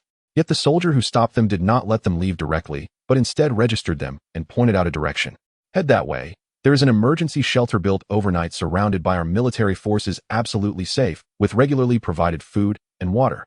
The country was indeed trying hard to stop this disaster, but unfortunately this calamity could not be resisted by human civilization. Aoxing did not head towards the shelter as instructed by the soldier. They were not here to seek refuge. After turning the vehicle around, they decided to bypass this area. A military officer saw the large truck leaving but did not approach to persuade them further. It is often said that good words cannot convince a dead ghost. They had said all they needed to say, and if this person still wanted to leave, there was nothing they could do. Even if they forcibly tried to keep them, if they were determined to leave, it would only lead to more trouble. Moreover, they were currently unable to manage so many matters. Those willing to accept military protection would put their lives on the line to protect the people, but those who were clever enough not to stay could only leave their fates to the heavens. Returning to the highway they came from at a fork in the road, Aoxing suggested heading north, and Aoxing followed her direction. After driving north for about 7 or 8 kilometers, Aoxing suddenly urged him to continue westward. This area was not surrounded by the military, and the zombies were still rampant. Occasionally, they could see people fighting zombies using various methods to kill them before quickly retreating into buildings to rest, and then coming back out to look for opportunities to kill zombies. Everyone was doing their best to survive in the apocalypse. Suddenly, Aoxing's eyes brightened. Although he hadn't found any devil fruits, he had discovered something even better. In front of a luxurious villa, a Dongfeng Mengsher was parked. This vehicle, though referred to as an off-road vehicle, was essentially a civilian armored car. Aside from lacking a positioning system and weaponry, it was incredibly sturdy. It was the ideal vehicle Aoxing envisioned. A young man took cover behind the Mengsher, having made a hole in the car door. He then climbed into the vehicle and extended a long spear, killing the approaching zombies. Though it was difficult to hit the head directly with persistence, he could still take down a few zombies. Aoxing parked the large truck beside the Dongfeng Mengsher and jumped down with Aoxing. Activating his dragon form, a thick and heavy baseball bat swept through the foes. This bat was quite effective. Even though he had points to exchange for a swift blade, he still opted to use this bat. The young man, who was slowly wearing down zombies while hiding in the vehicle, felt a sense of dread as a large truck suddenly parked nearby. At this moment, it was not surprising for a wealthy person like him to be robbed. His father, who had been drained by indulgence in smoking, drinking, and women, was directly infected by the zombie virus, turning into a zombie and killing his entire family. Only he managed to escape into this Dongfeng Mengsher in time. After that, he relied on this vehicle to deal with the zombies. Just as he was feeling anxious and unsure of the other party's intentions, a dragon person and a cute girl with white hair and big ears jumped down from the large truck, killing all the zombies surrounding him. What the hell? The Azure Dragon boss. He immediately recognized Aoxing's classic Azure Dragon look. Why is the Azure Dragon boss here? Why is he saving me? Is he also here to rob me? Just as he was lost in thought, Aoxing had already cleared all the zombies in the area and knocked on the car window. The young man inside the armored vehicle cautiously opened the door, knowing that if this dragon lord wished, he could easily destroy his vehicle. Therefore, it was better to cooperate honestly. The other party was quite understanding, and Aoxing did not make things difficult for him. I want a truck with half a tank of diesel. Oh, I need your vehicle. He stated his purpose directly. Since the truck would not be able to drive away after the exchange, it was better to trade it directly. As for the diesel, he could not carry it all, so trading it now was just right. The young man's mouth twitched. He wasn't a fool and quickly understood Aoxing's intention. This was trying to get something for nothing. Big boss, I don't want anything. Please take me with you, and I'll give you the vehicle. After nearly 2 days of survival in the apocalypse, he deeply understood the horror of the end times, which was completely different from his imagination. At this moment, when he had a strong ally, when else would he wait? Aoxing was speechless. This guy had some. After thinking for a moment, he said, I have things to do and cannot take you. How about this? 30 points enough for you to exchange for the 3 colors dominance cultivation method in exchange for your vehicle. But the young man still wanted to stick to him. Big boss, take me with you. I've studied wilderness survival. I can do many things. He was a fanatic of the apocalypse and had once fantasized about how to survive if the end times came. Thus, he specially customized this thick civilian armored vehicle, modified the door to add a small window, and custom-made a hunting spear that could be disassembled into 2 pieces. He thought to himself, when the time came, he could hide in the armored vehicle and extend the spear out of the window to kill. For this reason, he also prepared a full set of wilderness survival equipment and a large amount of canned food. Besides that, he raised 2 Kangal dogs and a Caucasian shepherd and practiced archery for more than 3 years. He believed that if there really was an apocalypse, he could definitely live freely. Unfortunately, plans could not keep up with changes. His wealthy father, who had been consumed by indulgence, could not withstand the first wave of zombie virus infection and directly turned into a zombie. As a result, his family was instantly wiped out, and even the 3 dogs were infected and turned into zombies. He managed to escape to the vehicle, but most of his survival gear and supplies were still in the warehouse, and he did not dare to get out to retrieve them. After hearing the young man's experience, Aoxing was speechless. The apocalypse was not that simple. It's impossible to take you with me. I have things to do. But I can help you clean out the zombies in your villa. With 30 points, you can exchange for the dominance cultivation method, and you can slowly become stronger yourself. Aoxin insisted on not taking him, and the young man felt discouraged, but 30 points to exchange for the dominance cultivation method was also good. While trapped in the vehicle, he had looked through all the products in the divine gift shop. He knew that the world had completely changed. Points were the most important thing now. Aoxin and Ao-chun took the young man into his villa and killed all his zombified family members and beloved dogs. After trading him 30 points, they filled 1/3 of the diesel from the truck into the armored vehicle. Practice hard with the dominance, and you too can become a powerhouse in the apocalypse. As they were leaving, Aoxin encouraged the young man with a phrase. Big boss, my name is Lin Tian. Can you tell me your name? If I want to find you, where should I go? Upon hearing the young man's words as he sat in the car ready to leave, Aoxin was momentarily stunned. He was so persistent about it. But it didn't hurt to tell him if this person really had talent, he could be useful in the future. My name is Aoxin. I live in Bien City. If you can walk to Bien City, I will consider taking you in. After leaving this sentence, he started the vehicle and drove off. Left behind, Lin Tian muttered to himself, Exin. Just walking to Bien City. I can definitely do it. He raised his eyes to see the zombies wandering in the distance starting to walk towards here, so he quickly returned to his villa and closed the door tightly. With points, he could practice the dominance. After Aoxin changed vehicles, the speed increased, and amidst the sound of gunfire, he drove away from the direction of the gunfire. Killing zombies was useless. Even if he chopped off a zombie's head, the dead zombies would be devoured by other zombies, triggering evolution. To completely eliminate zombies, one needed to set fire and completely burn their bodies. However, when the zombie bodies were burned, the accumulated corpse energy within would spread into the air, increasing the concentration of the zombie virus in the atmosphere and further infecting weaker humans. Moreover, the zombie virus would be catalyzed at high temperatures, becoming even stronger.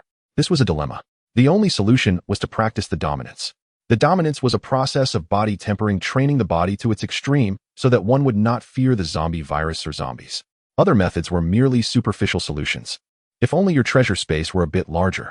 On the way, Aoxin complained to Ao-chun. Then we could take all the diesel. Now fuel is limited and our search range is also limited. Ao-chun sat slumped in the passenger seat, leisurely eating a bag of chips, and when she heard Ao-zin's complaint, she rolled her eyes. Humph. Do you think I wanted to be like this? Developing the fruit ability is not that simple. Stop eating junk food. When you're tired, go to the divine gift shop and exchange for some water meat. It can greatly replenish your stamina. Ao-chun loudly refused no. As the two siblings bickered, Ao-chun suddenly sensed something. She quickly put down the chips and sat up straight, her big ears perked up, and her little nose sniffed vigorously. After sensing for a moment, she said to Aoxin, brother in the southwest direction, I feel there's treasure. Ao-zin's spirit jolted upon hearing there was treasure. He immediately became excited. He no longer got out to kill zombies, but tried to avoid them, speeding towards the direction pointed out by Ao-chun. When they finally arrived near their destination, they found that things were not simple. This was a factory surrounded by barbed wire with many small machines and abandoned tables piled at the entrance to fend off zombie invasions. Behind the obstacles, some people had modified long-handled knives with tools from the factory to kill any zombies trying to breach the barriers. Inside the factory, many people were moving around checking for leaks to prevent zombies from getting in. If they spotted a zombie climbing the barbed wire, someone would immediately poke the zombie down with a long stick, which was welded with sharp blades like a spear. This place had already become a primary safe base. To achieve this, the organizer here was evidently You wait for me in the car. There were too many zombies outside, making this place unsuitable for Ao-chun to train. Aoxin picked up a baseball bat, opened the car door, and got out. He didn't even activate his dragon transformation. With one swing, he shattered the skull of a zombie. With another swing, the zombie's head completely exploded. This scene thoroughly stunned the workers guarding behind the obstacles at the factory entrance. Is this kid trying to get himself killed? He dares to get out of the car with so many zombies around. Initially, the workers watching Ao-shing fight the zombies alone thought he was courting death. But the next moment, when they saw the zombies effortlessly shot in the head, their eyes widened. What the hell? This kid is so strong. 2 hits to kill a zombie. Is he even human? Even the so-called devil fruit users can't be this strong. The workers were abuzz with chatter, and the zombies trying to break through the obstacles at the entrance were drawn to Ao-shing. He still hadn't activated his dragon transformation, because he had already reached the bronze skin realm. His already decent physique, combined with a month of hard training, had given him a robust foundation. The domineering genius directly awakened his haki, experiencing a dual effect of passive enhancement and double training speed. His haki progressed rapidly. He reached the bronze skin realm on the second day of the apocalypse. The so-called bronze skin doesn't literally mean skin like copper or iron. Refining the body from the outside in the skin is the Buddhist first layer of defense. Training the skin to a tough state can greatly reduce the impact on the body and the recoil force endured during attacks. This marks the first transformation in the body during training, where strength, defense, speed, and recovery capabilities are all comprehensively enhanced. Even without transforming, the Qinglong fruit provides a certain physical enhancement in human form. This allows him to easily kill zombies, even without using abilities. Moreover, not using his abilities increases the difficulty of killing zombies, which accelerates the enhancement of his haki.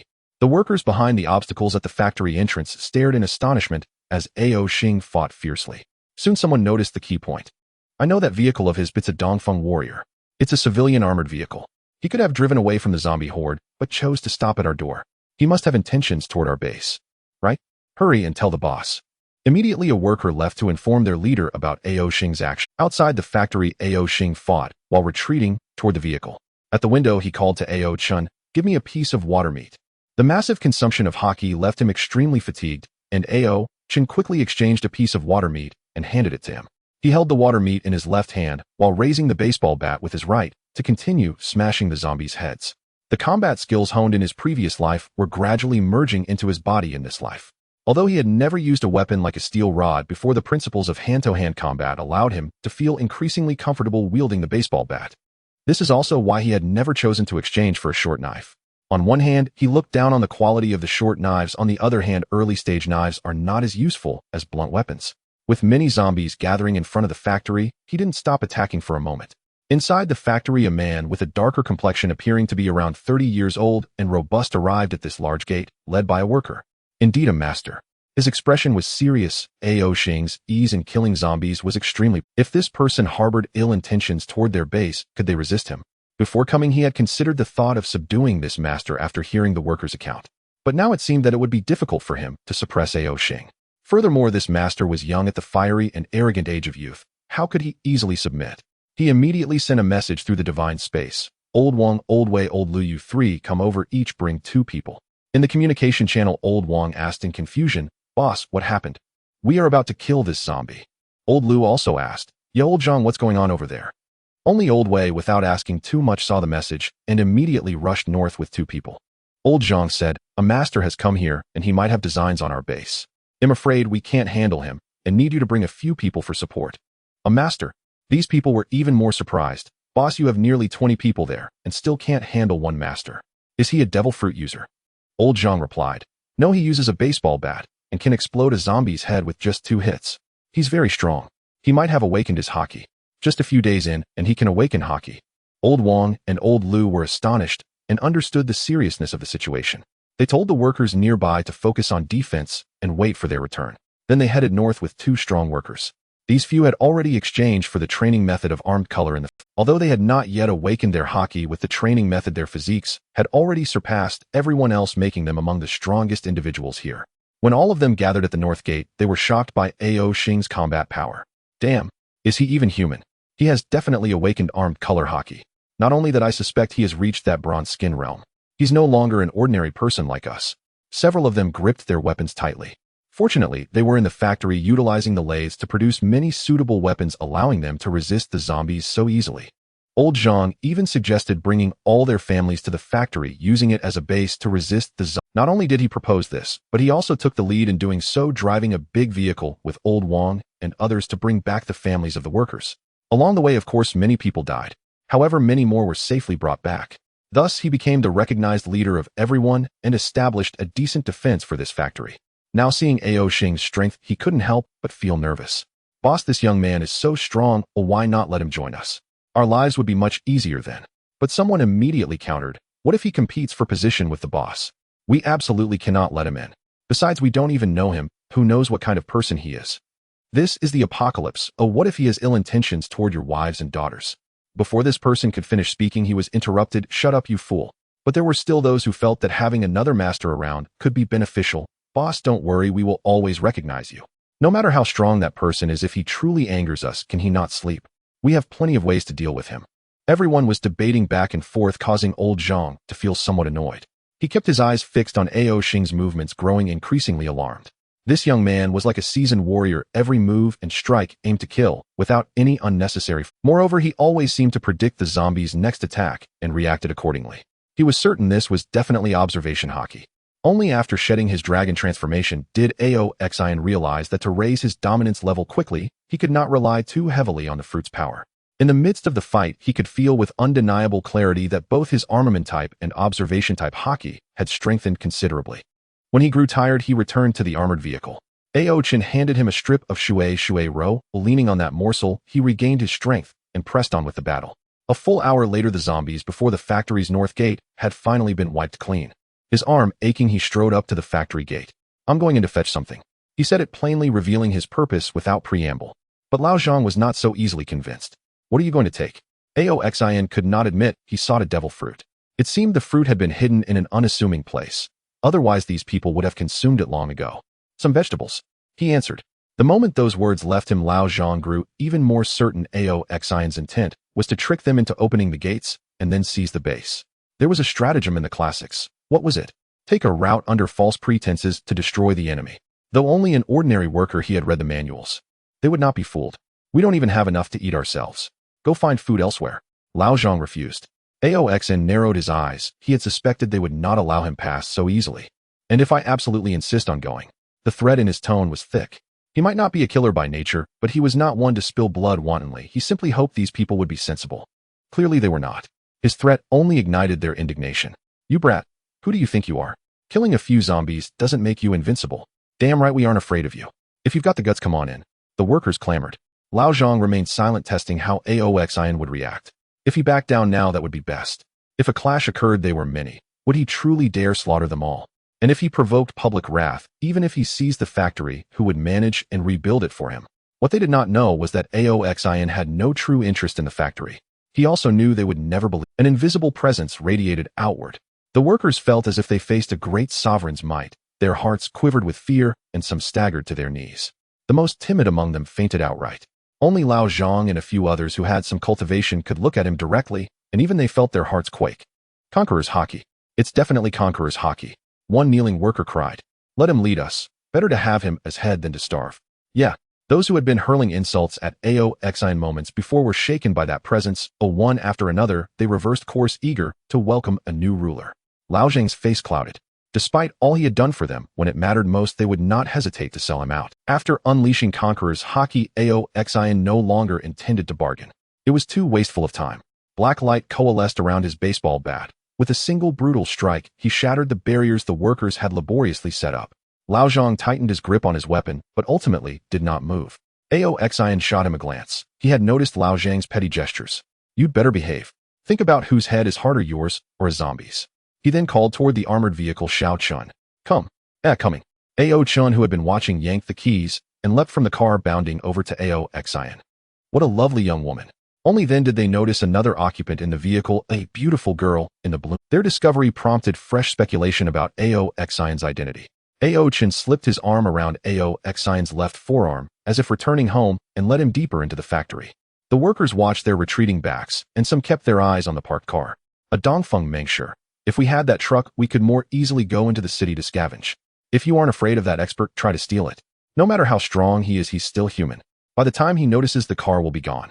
He'll vent his anger on us if you run. Do you want us dead? Aye. Lao Zhang cut them off, irritated. Nobody touches that vehicle. Otherwise, you make the entire base our enemy. A few of you come with me to see what they intend to do. If they merely took a few things and left, that would be tolerable. But what if not? Ao Chun, smelling the girl's delicate little nose, guided Aoxian toward the rear of the storeroom. Lao Zhang and the others, trailing at a distance, were puzzled. Why are they going to the canteen? Are they really just taking vegetables? In the canteen, a group of women were trimming greens, cutting meat, scrubbing pots. The workers' families who had been brought to the factory to handle logistics. They found Aoxian and Ao Chun strange. They had never seen them before. With their striking looks, anyone who had once seen them would remember them for a long time. Clearly, these two were not from the factory. Who are you? A plump, middle-aged woman barred their way and demanded, her manner bristling. Not even fellow workers could enter the kitchen at will. In the end, time supplies were scarce. Every portion had to be allocated rationably. No casual comings and goings were permitted. Get out. Aoxian snorted. The woman flew into a rage. You little bastard. Who do you think this place is? You insolent whelp, say that to me again, and I'll hang you at the gate for the zombies. She eyed Ao Chun. Who bringing along a pretty girl? Which club did she come from? We'll give our unmarried lads a feast. Aoxian lifted his head. An unassailable authority burned within his eyes. While the shrew trembled with fear, Aoxian's baseball bat came down with brutal force. Behind them, Lao Wang's fury exploded. He had seen the young man's bat crush his wife's skull. Brain matter spattered the floor. The women in the room screamed in terror. Murder! Murder! They had watched zombies kill before, but never had they seen a human kill another human. Lao Wang snatched up his steel knife. I'll fight you. Veins bulged on his forehead, rage filling his chest. Lao Wang calmed down.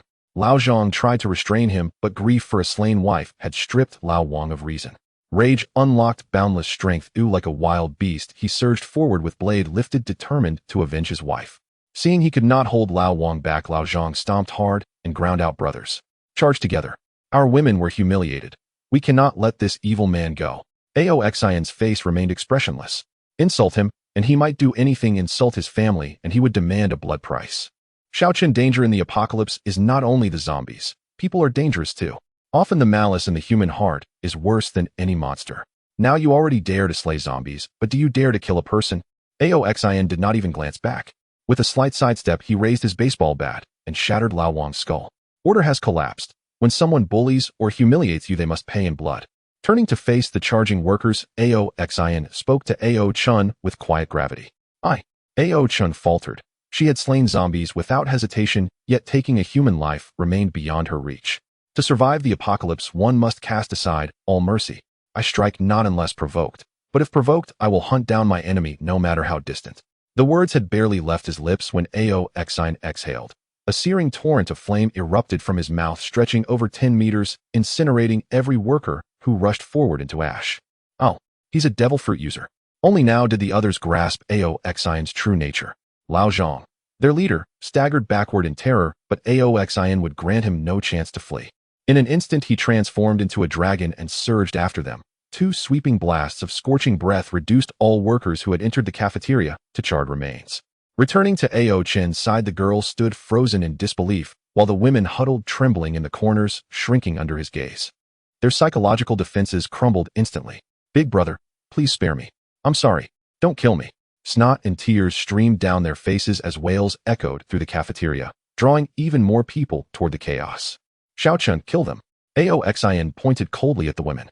In the apocalypse, survival demanded eradication. Once hatred took root, it had to be severed utterly. Many had buried themselves in disaster by indulging fleeting compassion. Aochen clutched his sleeve tightly. She was after all only 16, a girl whose heart still bore the imprint of civilization, unready to shed its moral skin for the wasteland. Brother, the man who insulted you is already dead. These women are innocent. Let them go. Aoxin exhaled another blast of flame. The floor lay strewn with blackened husks. Xiaochun, this is the apocalypse. The smallest friction ignites violence, and every conflict ends only in death or ruin. His voice softened, laced with sorrowful recollection. In his previous life, he too had believed killing only those who opposed him was enough. He thought himself ruthless, yet that single moment of misplaced mercy cost him his life. Others had counseled him, kill your enemies, but spare their kin. But that enemy's child, grown powerful, hunted him relentlessly. And through the scheming of two treacherous lovers, he fell, slain by that very youth's hand. This time he would rather be branded a demon than harbor even a sliver of pity. They arrived at the location Ao Chun had sensed, the factory cafeteria's food storage warehouse. With one brutal swing, Aoxin smashed open the door and uncovered a devil fruit, crushed beneath a fruit basket unfamiliar in form. He handed it to Ao Chun, who stored it safely within her treasure space. They departed the factory, only to find their car already speeding away from the gate. Though Ao Chun had removed the keys, skilled lockpickers thrived even in chaos. Aoxin instantly transformed into a cerulean dragon, lifting Ao Chun skyward. Within moments, he spotted the stolen vehicle and dove crashing into it with devastating force. Reverting to human form, Ao Chun inserted the key and unlocked the door. Aoxin reached in and dragged the driver out. Master, spare me. Please don't kill me. The man voided his bowels and bladder in terror, filling the air with stench.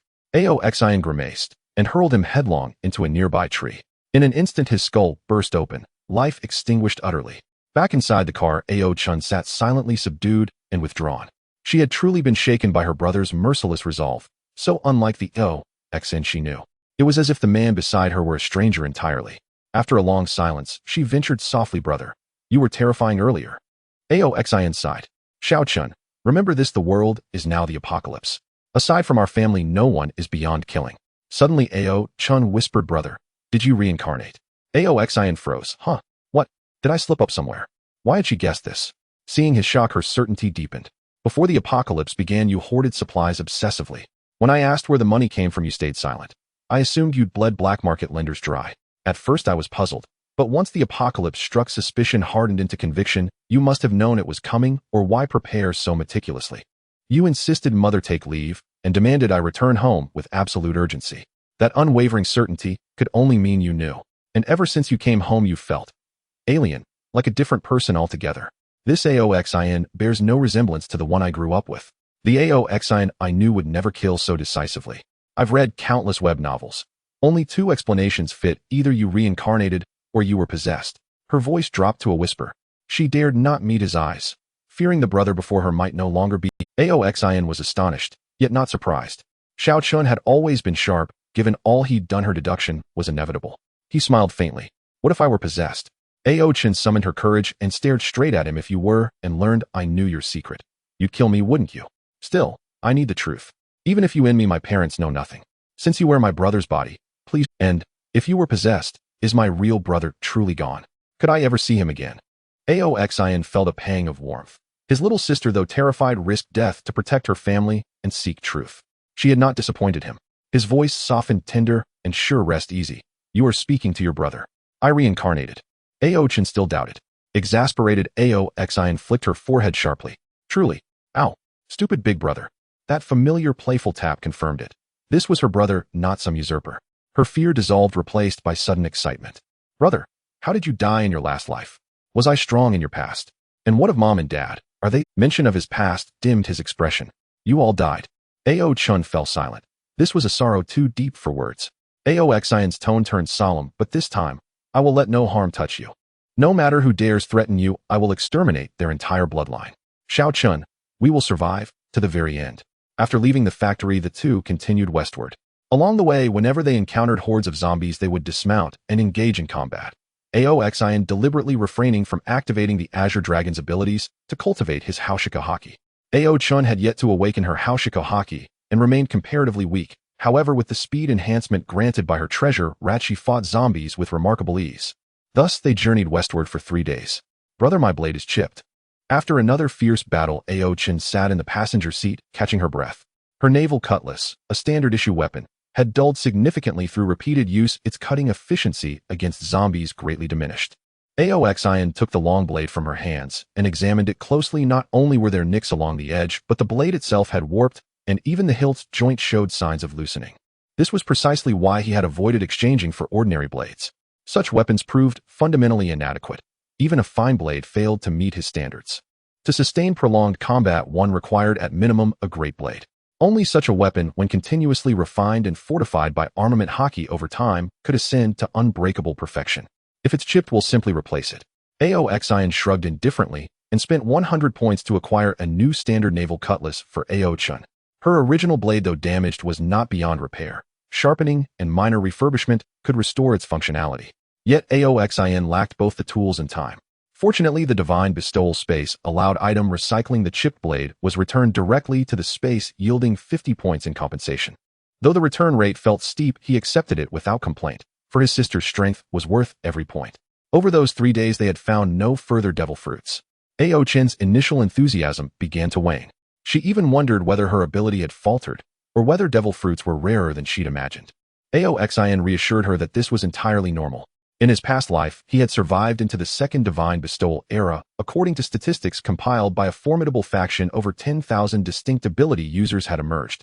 Though vastly more numerous than the fewer than 100 devil fruits depicted in manga, such figures paled against Earth's nearly 10 billion population, rendering them extraordinarily scarce.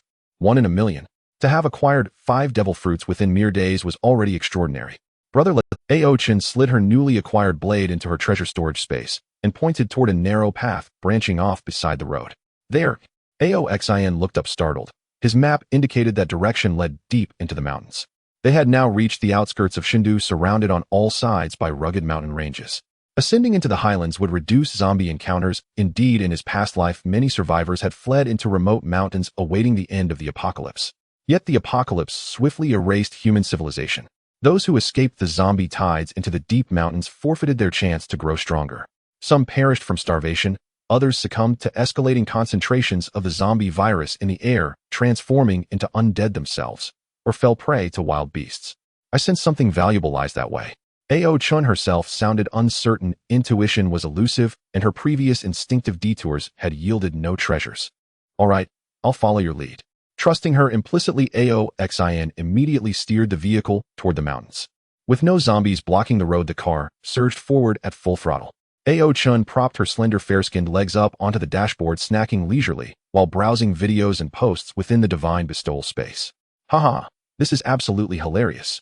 Suddenly the girl burst into uncontrolled infection. Before Ao Xin could even register his confusion, she exited the divine bestowal space, still laughing uproariously as she shared the gossip. Brother, just read a post. Someone's complaining online because they haven't received a devil fruit yet. Ao Xin, what on earth was so amusing about that? He half wondered if his silly little sister had truly lost her mind. Seeing his expression, the look of utter disbelief, Ao Chun bristled. Hey, what's that face for? Do you know who's complaining? Who? Ao Xin thought whoever it was couldn't possibly be that funny. Devil fruits were exceedingly rare. Failure to obtain one was the norm. It's Oda. Ao Chun crowed, dissolving into fresh peals of laughter. Ao Xin froze stunned. What the hell? He joined her laughter instantly. Yes, it was absurdly hilarious. Oda Sensei must be utterly furious. You won't believe it. The post has gone viral across the divine bestowal space. Some users even asked Oda to teach them hockey techniques, only for him to reply, I'm just a lousy manga artist. I know nothing about hockey. Ha! Indeed, in his past life, Oda had never gained renown. Though the divine bestowal had adopted his world as its framework, the original creator held no authority over its evolution. Deep within the mountains inside a dilapidated Taoist temple, an ancient Taoist priest was hurled outside by 3 burly men acting in unison. No, you cannot do this. The old priest was frail beyond measure, his limbs stiff and uncooperative. Were it not for decades of Qigong cultivation and health-preserving practice, the airborne zombie virus would have claimed him long ago. His foundational Qi remained robust, but his physical body had long since decayed to the point of collapse. Stinking Taoist. It's an honor for the Tao ancestor himself that I'm using your temple. A vicious bald thug delivered a brutal kick to the priest's ribs, sending the elderly man, who had just managed to sit upright, crashing back onto the ground. Brother Zhou, I checked behind the temple. There's still some rice left. If we ration carefully, it'll last a month. Combined with our supplies, we should easily outlast the zombie tide. A gaunt young man emerged from the temple, grinning as he reported his findings to the bald leader. The bald man nodded approvingly. This godforsaken place won't attract zombies. We'll just wait here until the military eradicates them completely, then head back. Just as they turned to re-enter the temple, another thug strode out, dragging a 6-year-old novice priest by the collar, and flung him directly atop the fallen elder. Damn brat, hiding a kid. Dared steal my food. I'll get you. With that, he brandished a dagger, slashing it menacingly before the 2 priests' faces, then stalked away with a cruel grin, slamming the temple gate shut behind him with a thunderous bang. Inside the walls, a cacophony of clattering and shattering erupted. What junk is all this? Tear down that altar. It'll burn well. And haul down those statues. They're taking up too much space. Brother Zhou, the main hall statue is too massive. We can't move it. Can't move it. Then smash it. There might be gold in the fragments. Sell it later and strike it rich. 2 smaller statues were hurled from within the walls, striking the elder priest squarely on his thigh, snapping his already osteoporotic bone. Ow! The priest cried out in pain, but his greater anguish came from witnessing his sacred statues discarded like refuse. You will suffer divine retribution. Lei Zhu himself shall punish you. On a wild path in the mountains, an armored vehicle came rushing in. As the sky darkened, Ao Xin planned to stop the vehicle by the roadside to rest for the night. Just after turning a mountain foot, he suddenly saw some light ahead. Is there light? Light usually indicated the presence of people, but in the apocalypse, trusting others was a dangerous gamble. Should he really kill the owner there just to feel safe for the night? Although he was brutal, he would not harm the innocent. He parked the vehicle by the roadside, intending to spend the night there under the glow. Getting out of the car, Ao Chun took out a set of camping gear from the back of the vehicle, which included a large tent that he set up on the spot. Although the apocalypse was dangerous and zombies were terrifying under Ao Zin's careful watch, Ao Chun felt no fear. Instead, she experienced a thrill. Sitting on a bamboo mat, she looked up at the sky. The zombie virus had polluted the air, making the stars and moon appear somewhat blurred. Brother, tell me about your past life. Ever since learning that Ao Xin was a reincarnator, Ao Chun loved to pester him for stories from before. The struggles of small characters fighting for survival in the apocalypse sounded thrilling to her. All right, perhaps these were stories he would only share with his sister. Having someone to listen to his past secrets was a kind of happiness in itself. Sitting on the mat, he placed a baseball bat within easy reach. This was a habit he had developed in his previous life. No matter the time, weapons must never be out of reach. In my past life. His starry eyes sank into distant memories. Suddenly a chilling roar echoed, and he stood up in a flash. Brother, what is it? Ao-chun tensed up as she saw him suddenly stand. He quickly took out his long knife from the storage space and cautiously looked around. It's a zombie roar. Ao-zin's expression turned serious as he gripped the baseball bat, his gaze fixed on the distant source of light. The roar came from that direction. Zombie roar. Ao-chun was puzzled. What was a zombie roar? A zombie roar is the sound of a zombie's anger. Ao-xian explained, but when have you ever heard a zombie roar? Reminded by him, Ao-chun realized that although she had killed many zombies, she had never heard one speak, let alone roar. Zombies' bodies decay, and their vocal cords rot, so they cannot make sounds. But as zombies evolve, their bodies gradually repair, allowing them basic physical functions, such as speaking. However, to be able to speak, they must at least be a 1-star zombie. 1 star. Ao-chun was unaware of the zombie grading system. Ao-xian explained, recently zombified zombies are unranked, merely the lowest type of zombies. Low-level zombies are just mindless corpses stumbling forward slowly. They can occasionally use a few lunge attacks, and apart from being slightly stronger and having harder bones, they are not difficult to deal with. Even an ordinary person has a chance to kill them. Once they repair their bodies by consuming flesh and blood and cease to decay, they complete the first step of evolution. At this point, apart from being covered in corpse spots and stinking of decay, they can walk just like normal humans. At this stage, they move faster and can perform human-like combat actions, not just simple clawing and biting. At this point, they are known as 1-star zombies, also called flesh zombies. Flesh zombies have their bodies restored, so they can emit roars. However, to deal with flesh zombies, one must at least reach the copper skin realm. This place is no longer safe. Ao-xian said to Ao-chun, you stay in the car, I will check ahead. If it's just a flesh zombie, it's fine. If it's a 2-star zombie, we'll be in danger. Right now, he was only at the copper skin realm. To handle a 2-star zombie, he would need to reach the iron bone realm. But the apocalypse had only started 5 or 6 days ago. Zombies shouldn't evolve so quickly. After sending Ao-chun to the armored vehicle, he transformed into his dragon form and headed towards the origin of the roar with a steel rod in hand. As he approached, he discovered that the source of light was an old Taoist temple. Lezu Temple. Hidden in the mountains and in such disrepair, it surely wasn't a temple wrapped in secular commercialism. Here, there would be real Taoists. A man's scream echoed, followed by the clattering of pots and pans being knocked over, creating a chaotic noise. The temple's door suddenly burst open, and a bald man rushed out in panic from inside. Help! Even knowing that no one would come to rescue him in the deep mountains, he continued to scream desperately. As soon as he dashed out the door, he saw a dragon person approaching him with a steel rod. In the pitch-black night under the dim moonlight, he was so scared that he fell to the ground, exclaiming, "Monster, monster!" Fear spread in his heart. He didn't even realize this was a person who had eaten the Qinglong fruit after being captured in the divine space. At that moment, his mind collapsed, and he lost control, laughing foolishly. Ao-xian was taken aback. How could such a big bald man have such a weak mental state? Just as he was about to step into the temple, he saw the dilapidated wall of the main hall suddenly collapse. An old man in a dark robe was madly tearing at a man's body. On the ground lay several mangled corpses. The old Taoist heard the noise, turned around, and at the moment their eyes met, Ao-xian thought to himself that it was bad. It wasn't a flesh zombie, it was a zombie. Even while eating, the old Taoist kept his limbs straight, and on his withered hands grew sharp claws with 4 dripping fangs in his mouth. These were the unmistakable characteristics of a zombie. Zombies are the result of further evolution from flesh zombies, where a large amount of zombie virus strengthens their bodies, leading to a state where the virus accumulates in their bodies before being digested. The accumulated virus caused the zombie's body to become stiff, but it also resulted in a body with copper skin and iron bones, making them extremely difficult to kill. Fortunately, their weak point remained the head. As long as the head was cut off or smashed, they could still die. Damn. In such a desolate place, how could there be so many viruses for him to evolve? Ao-xian cursed in his heart as the zombie old Taoist had already discarded the half-eaten corpse and leaped at him. Although the zombie's body was stiff, it leaped towards him in an instant. Ao-xian hurriedly raised the baseball bat to defend himself. The zombie bit down, leaving 4 deep tooth marks on the baseball bat. Hot breath. A breath of heat sprayed on the zombie's face, nearly singeing its hair and clothes. Its flesh was slightly charred but unharmed. Roar. The zombie old Taoist roared in anger, swinging his claws and lunging again.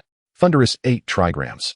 Although he couldn't entangle the baseball bat charged with electricity, truly exhibited the might of the thunderous 8 trigrams. Bang. A loud noise was followed by a faint sound of bones cracking. Damn.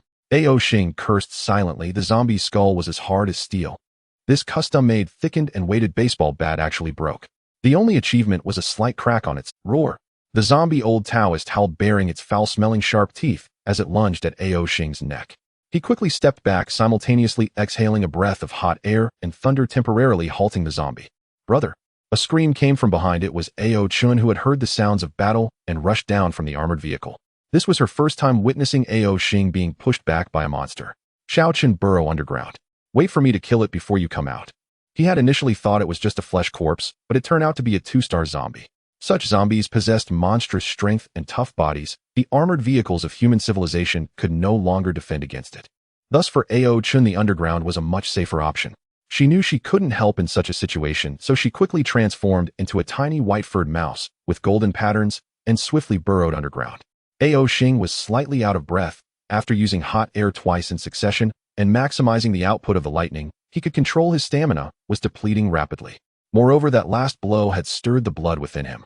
The zombie old Taoist leaped again, quickly closing the distance with 10 gray fingers lunging at him like sharp blades. With a loud roar, he grabbed the zombie's wrist with a pair of dragon claws. Both sides began to grapple. Although the zombie had reached 2 stars, theoretically only a human with iron bones could contend with it. However, relying on his enhanced physical body from the Azure Dragon, he managed to confront the zombie for a moment. The 2 sides wrestled, and the zombie lunged forward to bite again.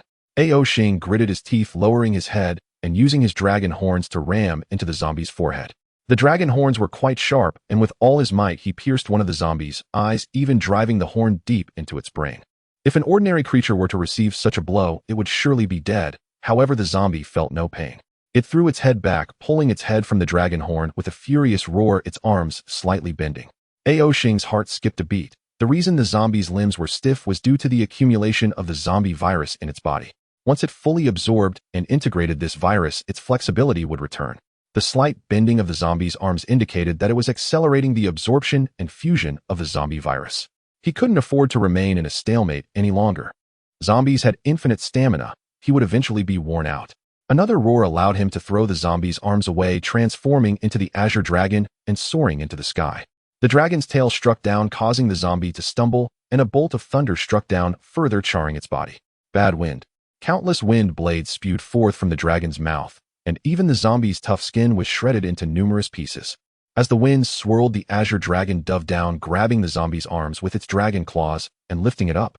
The zombie, unsteady from the bad wind, could not muster any strength and was directly carried into the sky by the Azure Dragon. Roar!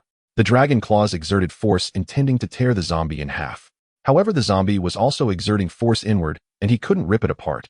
His cultivation level was still too low. Although he could suppress the zombie in the form of the Azure Dragon, killing it was no easy task. Furthermore, in just this moment, he felt a wave of exhaustion. As long as he could fly in dragon form, he could hold on a little longer, but he couldn't maintain the battle for too long. He charged back into the clouds, forcefully throwing the zombie down from his dragon claws. Boom! The zombie's body collided with the towering idol enshrined in the main hall of the temple. But how could a clay statue withstand the zombie's hardened body? The idol shattered into countless fragments. The zombie tumbled to the ground, and its seemingly indestructible body became riddled with dents, some from the wind blades of the bad wind. Some were damaged by hot breath and thunder roar. Others were ground down during the fall, and there were cracks in its skull from the baseball bat strike. The Azure Dragon also descended to the ground, transforming back into human form. Ao Xing was panting heavily. This was his first time fighting with all his might in Azure Dragon form. Indeed, it was very powerful, but it was still too strenuous for him now. Kaido's strength stemmed from being capable of single-handedly destroying a nation. The Azure Dragon Fruit was merely the icing on the cake. On the other hand, his power, which relied entirely on the Azure Dragon Fruit, was naturally worlds apart. Brother, eat meat.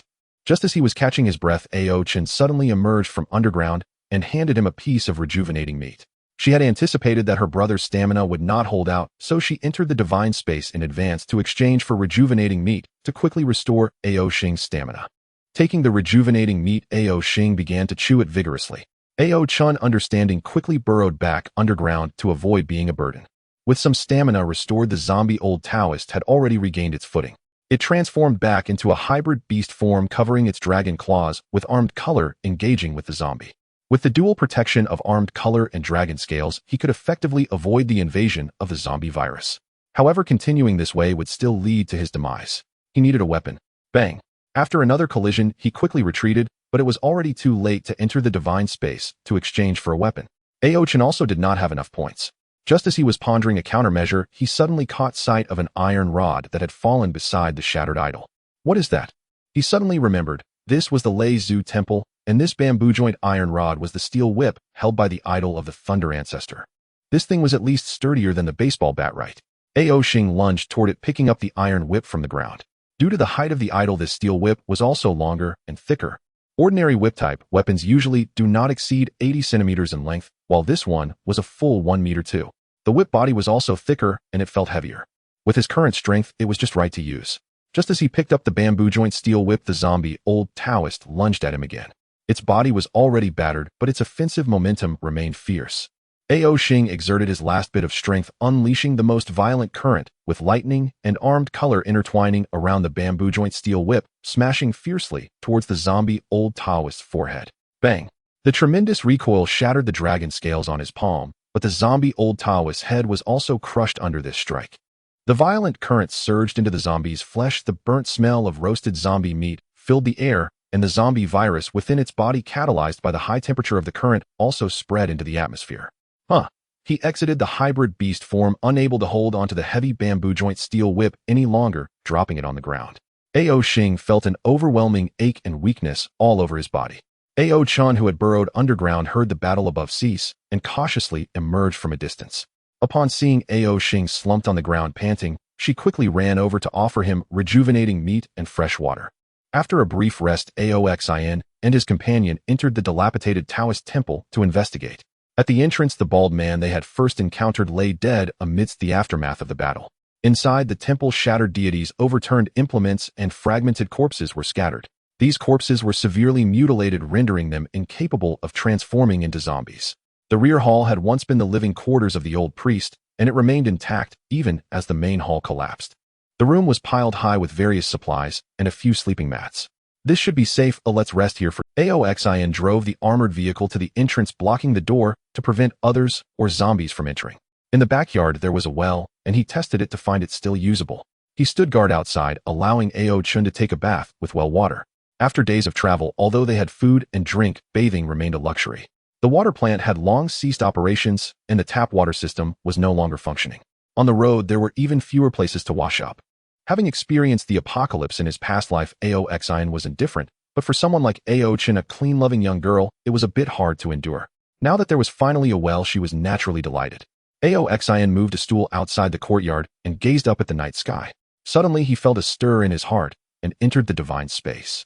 Just as he arrived, he heard that grand and authoritative voice again. Because you are the first to kill a star-level zombie, you will receive a reward. Moreover, because you killed a star-level zombie within 10 days of the apocalypse, the reward grade has been upgraded. Additionally, due to your direct kill of a 2-star zombie, the corpse, the reward grade has been upgraded again. Please choose one from the following 3 titles. Titles. Ao Zin's spirit jolted just like when he had chosen his talent for the first time. Titles were also exceedingly rare and precious things. At least in his previous life, despite working hard for so long, he had never obtained any titles. He quickly leaned forward to look. Sure enough, just like last time, 3 options appeared directly before him. Title 1, Zombie Slayer, permanently increased the damage dealt to zombies by 100%. Title 2, Bounty Hunter, permanently increased the points gained from killing zombies by 100%. Title 3, Divine Member, become an esteemed member of the divine space. You will have one opportunity for a 10% exchange, and all items exchanged in the divine space will enjoy an 80% discount. Oh, my goodness. The 3 titles are still so tempting. Killing faster and earning more compared to that killing faster is better. Because if he killed faster, he would naturally earn more, and there would be a chance to challenge stronger zombies. However, neither of these options compares to Title 3, Divine Member. One opportunity for a 10% discount, permanent 80% discount privileges. The 2 unique exchange options, the invisible black bloodline factor and the potion to eliminate the side effects of the devil fruit, both require 100 million points. With a 10% discount, he could exchange one for 10 million points. Moreover, all exchanges would be at 80%, allowing him to act as a middleman and earn points. Without any hesitation, he directly chose Title 3, Divine Member. He checked his personal panel name, Ao Xin Talent, Overbearing Genius. Title, Divine Member, Devil Fruit, Fish, Fruit, Azure, Dragon Form, Realm Body, Refining Copper Skin, Combat Skills, None Equipment, Thunder Ancestor Whip, Pseudo Points 9655. He suddenly noticed something in the equipment section. Thunder Ancestor Whip. He looked at the bamboo section steel whip beside him. It was something worshipped in the Thunder Ancestor Temple. But this was just an ordinary item. How could it be counted as equipment? And it even had the word pseudo. His previous baseball bat had helped him kill so many zombies, yet it hadn't been considered equipment. He placed the bamboo whip on his lap, examining it closely to determine why it was so special. He noticed that the steel whip was filled with rust, having undoubtedly endured countless years, perhaps once worshipped by thousands. It had a total of 18 sections, each engraved with Taoist symbols that he couldn't understand. After watching for a long time, he still couldn't discern its special features. However, when he had used it to strike that zombie old priest, it had been quite handy. That old priest was likely the resident priest of this temple, having succumbed to the zombie virus due to his frail age. He pondered this. He just didn't know how that old priest had directly evolved into a 2-star zombie, a corpse, in such a desolate place. His points were already nearly 10,000, and this was after he had spent a lot on food, distributing it to his parents and others, and even exchanged a knife for his sister. Otherwise, his points would have surpassed 10,000 by now. Now, many people hadn't even earned a single point, yet he had already amassed over 10,000 points. This could be said to be a miracle that belonged solely to the Reborn. Should I identify the fruit? From Xiao Chun. He stroked his chin in contemplation. The identification fee for the devil fruit was 1,000 per use, which didn't seem too much for him. But there was no rush. The fruit wasn't needed right now, and he could wait until he returned. After a while, Ao Chin's voice came from the courtyard. "Brother, I'm done washing, you can come in now." In the previous old priest's bedroom, Ao Chun laid out the bedding she had brought on the old priest's bed and sat on it, stretching her limbs. Being able to take a nice bath and change clothes in the apocalypse was a tremendous happiness. After Aoxian went in, he also fetched water from the well to wash his body. After washing, flames erupted from his body, drying his damp skin instantly, and he walked into the room to lay down a sleeping mat. Upon entering the divine space again, he arrived in the family group he created in the communication channel. "Don't worry, Mom and Dad, both Ao Chun and I are doing well." After reassuring his parents, he inquired about the situation at home. With the large amount of food and clean water he had prepared in advance, the family's life was worry-free. Today, a significant event occurred at home. The Chun family upstairs, upon learning that his family had stores of food, came to borrow some. At that time, only his mother and Lu Xiao were at home, while his father and Meng Kuei were downstairs fighting zombies. Originally, his mother, being kind-hearted, intended to give them some, but when the father and son saw the abundant supplies in their house, their eyes turned red. On top of that, coveting Lu Zio's beauty, these two even thought of killing his mother to seize supplies and the beauty. Fortunately, Lu Xiao had remained vigilant, and after training her overbearing spirit, although she had not yet awakened, her physique had greatly improved, and she managed to kill them when they attacked. At that time, his mother was taken by surprise. Although she had killed a few zombies, it was her first experience seeing someone. "Mom, this is the apocalypse now. Oh, we must not have the same kindness as before. We don't know when this apocalypse will end, and we can barely manage with what we have, let alone give to others. Moreover, wealth stirs the heart. In an apocalypse where order does not exist, stealing is the fastest." Old Chun was always kind in daily life. No one could have imagined he'd try to kill me. Mother's voice carried a tinge of gloom, and gradually, she realized this world was no longer the one she once knew. "By the way, I recall Old Chun had a wife and a daughter. Where are they at?" Aoxian remembered this. As neighbors, he was well acquainted with the Chun family's circumstances. "Senior brother, I've already killed them." Meng Kuei responded at once. When he learned Zhang Hong had been attacked, his heart leapt. He had personally sworn to protect Aoxian's parents. Fueled by fury, he immediately kicked open the Chun family's apartment door upstairs and slaughtered both women inside without hesitation. Meng Kuei's decisiveness and ruthlessness astonished Aoxian. Unlike himself, Meng Kuei had never lived through the apocalypse, yet he could still act with such cold resolve. This man Meng Kuei was truly exceptional. "Well done." He offered no thanks, only praise. He understood precisely how a leader must behave in the apocalypse. "Senior brother, I've checked thoroughly. Apart from our own household, this entire building is now devoid of life. Tomorrow I plan to gather construction materials to barricade the stairwell and reinforce our defenses." Bian City was merely a fifth-tier minor city. Due to its sandy soil, authorities had long declared it unsuitable for high-rises. Hence, most residential buildings stood only 4 or 5 stories tall. Though newer high-rises had since emerged, Aoxian's residence belonged to an older neighborhood, just 4 stories high, with 2 units per floor, totaling 8 households. Moreover, such aging neighborhoods housed many elderly residents who fell victim to the first wave of the zombie virus, and in turn infected their entire families. Others died outright on the streets. Some returned home only to be slain while attempting to hunt zombies for points after the Divine Shrine space activated. In the end, only the Ao and Chin families remained. With the Chins now dead, the entire building stood utterly abandoned. "Very well, proceed with caution." Aoxian endorsed Meng Kuei's plan. Only then did he inquire about their personal backgrounds. Meng Kuei's mother had long suffered poor health. When the zombie virus broke out, he rushed her unconscious form to the hospital. But during the cataclysm's onset, she reanimated, biting her husband Meng Kuei's father dead as he wiped her face. Meng Kuei fled in terror, seizing his car to escape the city. Thus his allegiance to Aoxian brought him to Bian City unburdened by attachments. He stood utterly alone. Lu Zier was different. Hailing from a rural Hukou, she had earned her university place through scholarships. Brilliant and pragmatic, she skillfully leveraged her advantages, extracting wealth from men while remaining perpetually just beyond their grasp. After painstakingly saving enough to buy a home, her parents arrived unannounced, demanding the deed for her younger brother's wedding. She refused. Her father beat her and spat insults, calling her shameless, claiming no chaste woman could afford property so young. They seized the property certificate by force, compelling her to transfer ownership to her brother. During the chaotic real estate transfer, the apocalypse erupted, and she fled into the pandemonium, knowing nothing of her parents' or brother's fate. Naturally, she no longer cared whether they lived or died. I have severed all ties with them. Their lives or deaths hold no bearing upon mine. Lu Zier spoke calmly. From now on, I am solely your servant, ready to do anything for you, master. Aoxian sighed inwardly. The apocalypse spared no mercy. Had they not crossed paths with him, they would almost certainly have perished en route. Perform your duties diligently. I shall never betray your loyalty. Then Aoxian recounted his journey thus far. Yet he glossed over his final battle with the zombie Taoist, lest he alarm them. Still, he warned them of zombie evolution. These creatures were growing stronger, not static threats, but ever-adapting predators. Beware any zombie whose flesh shows no decay, only livid necrotic blotches and a foul fishy stench. That is a flesh corpse, swift, brutal, and terrifyingly powerful. After concluding the conversation, he chatted briefly with Ao Chun, scanned the Divine Shrine Space's news feed for updates, then drifted into slumber. Outside the temple grounds, a small figure slipped silently into view beside the zombie Taoist's corpse. Dust clung thickly to his miniature Taoist robe. Master, he whispered softly, knelt and bowed 3 times with solemn reverence, then vanished into the deep mountains like mist dissolving into dawn. At dawn the next day, Aoxian opened his eyes, roused the still dozing Ao Chin, shared a simple breakfast, and departed the ruined temple in their vehicle.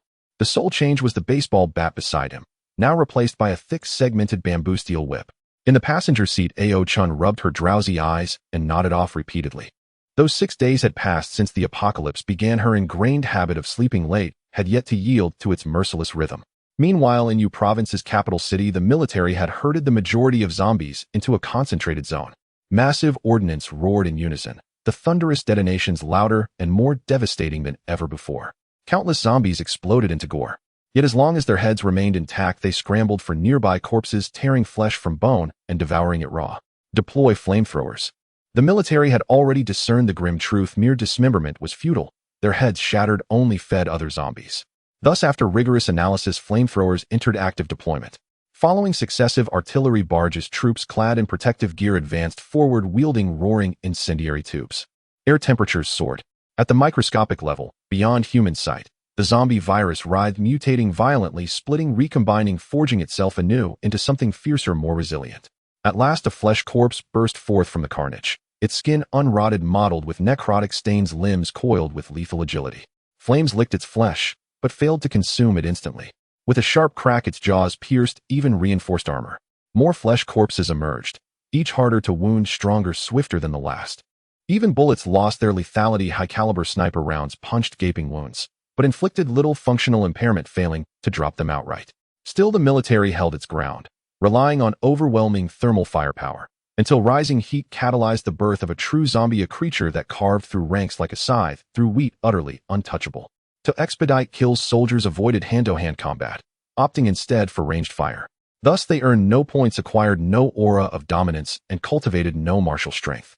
More citizens succumbed to infection, this very scene unfolding across cities and nations alike. The zombie crisis overwhelmed military capacity, becoming the final straw that broke civilization's spine. The fragile remnants of order shattered instantly. The news ignited wildfire across the Divine Shrine space. Only now did every soul grasp the irrevocable truth. Civilization had fallen, and the apocalypse was unstoppable. They drove along the mountain road for 3 more days. The deep woods lay in near silence. Apart from the zombies they had met at a Taoist temple, they only occasionally encountered a few small animals twisted by the infection. None were strong. Ao Chin dispatched them with ease. Suddenly her ears pricked, and she cried out, "Brother, I feel it." Ahead, Aoxian brightened and followed the path Ao Chun had indicated toward their target. Much of the mountain remained undeveloped, and before long they came upon a stretch impassable by vehicle. With no choice, they abandoned the car for the time being. After locking it by the roadside, they pressed on foot. Halfway up the slope, a skinny youth was smoking. Suddenly, he looked up and peered downward. Huh, a car. He raised the binoculars hanging around his neck and trained them on the spot. An SUV. They must be people hiding in the mountains, he muttered. Two of them looks like a man and a woman. This could be good. Having confirmed, he stubbed out his cigarette and ran back toward a nearby tile-roofed cottage. He burst inside and told the three youths playing cards, Fei, 2 people came down the mountain. They still have an SUV. There must be plenty of supplies inside. And there's a woman too. At the mention of supplies, the card players' eyes lit up. At the word woman, they leapt to their feet with excitement. Shoho, you sure? Huh, a woman. Wonderful. Damn, I've been choking on boredom these days. No power, no internet. All we do is play cards. I'm damn sick of it. Come on, brothers. Tonight we feast. With a clatter, they slapped their cards onto the table, grabbed clubs and cleavers, and followed Shoho down the mountain. Fei, I've been scouting here and found a small path down the mountain. We can cut them off ahead. Shoho said, excitement bright on his face. The dull monotony of the apocalypse finally promised some diversion. Down the mountain, Aoxin and Ao Chun wound through the hills for several circuits before arriving where Ao Zin sense had led them. A wide patch of ferns grew there. Ao Chin bent and uprooted one, and beneath its root a strange fruit had taken hold. Its odd shape and the sinister curling patterns marked it unmistakably as a demonic fruit. Yes, I've found another. Ao Chin leaped with joy, proud of her discovery. For youths descending the adjacent slope froze when they saw the demonic fruit held high in Ao Chin's hand. Fei, that hat must be a demonic fruit. Shuh's voice trembled with excitement. Fei slapped him on the forehead. No kidding, he said, equally stirred. It was indeed a demonic fruit. Once one ate such a fruit, one could gain supernatural abilities. Then by hunting zombies to earn points, one could learn hockey, trade for weapons, and become powerful. He dreamed of ruling a corner of the world with legions of followers and any beauty he desired. Lost in daydreams, he shouted at Ao Chin, hey, put that fruit down. Startled, Ao Chin jumped. She had been so absorbed in the demonic fruit that she had not noticed the approaching men. When she turned, she saw several youths brandishing cleavers and clubs, their gazes fixed on the fruit in her hand. As she faced them, their eyes roved over her. What a pretty girl. Fei and the others felt like they had only ever seen such a maiden online. Her still childish face suggested she was barely of high school age. They swallowed involuntarily. I'm lucky today, one muttered. Not only a demonic fruit, but a beautiful girl delivered to our door. They stepped forward with lecherous grins, ignoring Aoxin and addressing Ao Chin arrogantly. Give me that fruit. From now on, you'll be under Afei's protection. Stick with me, and you'll be treated like a queen. Faced with his brazen tone, Ao Chun frowned delicately. Who are you? Why should I give it to you? Aoxin had been silent. He possessed observation hockey and had sensed them when they appeared. But this time, he meant to train Ao Chun. These men are yours. Kill them.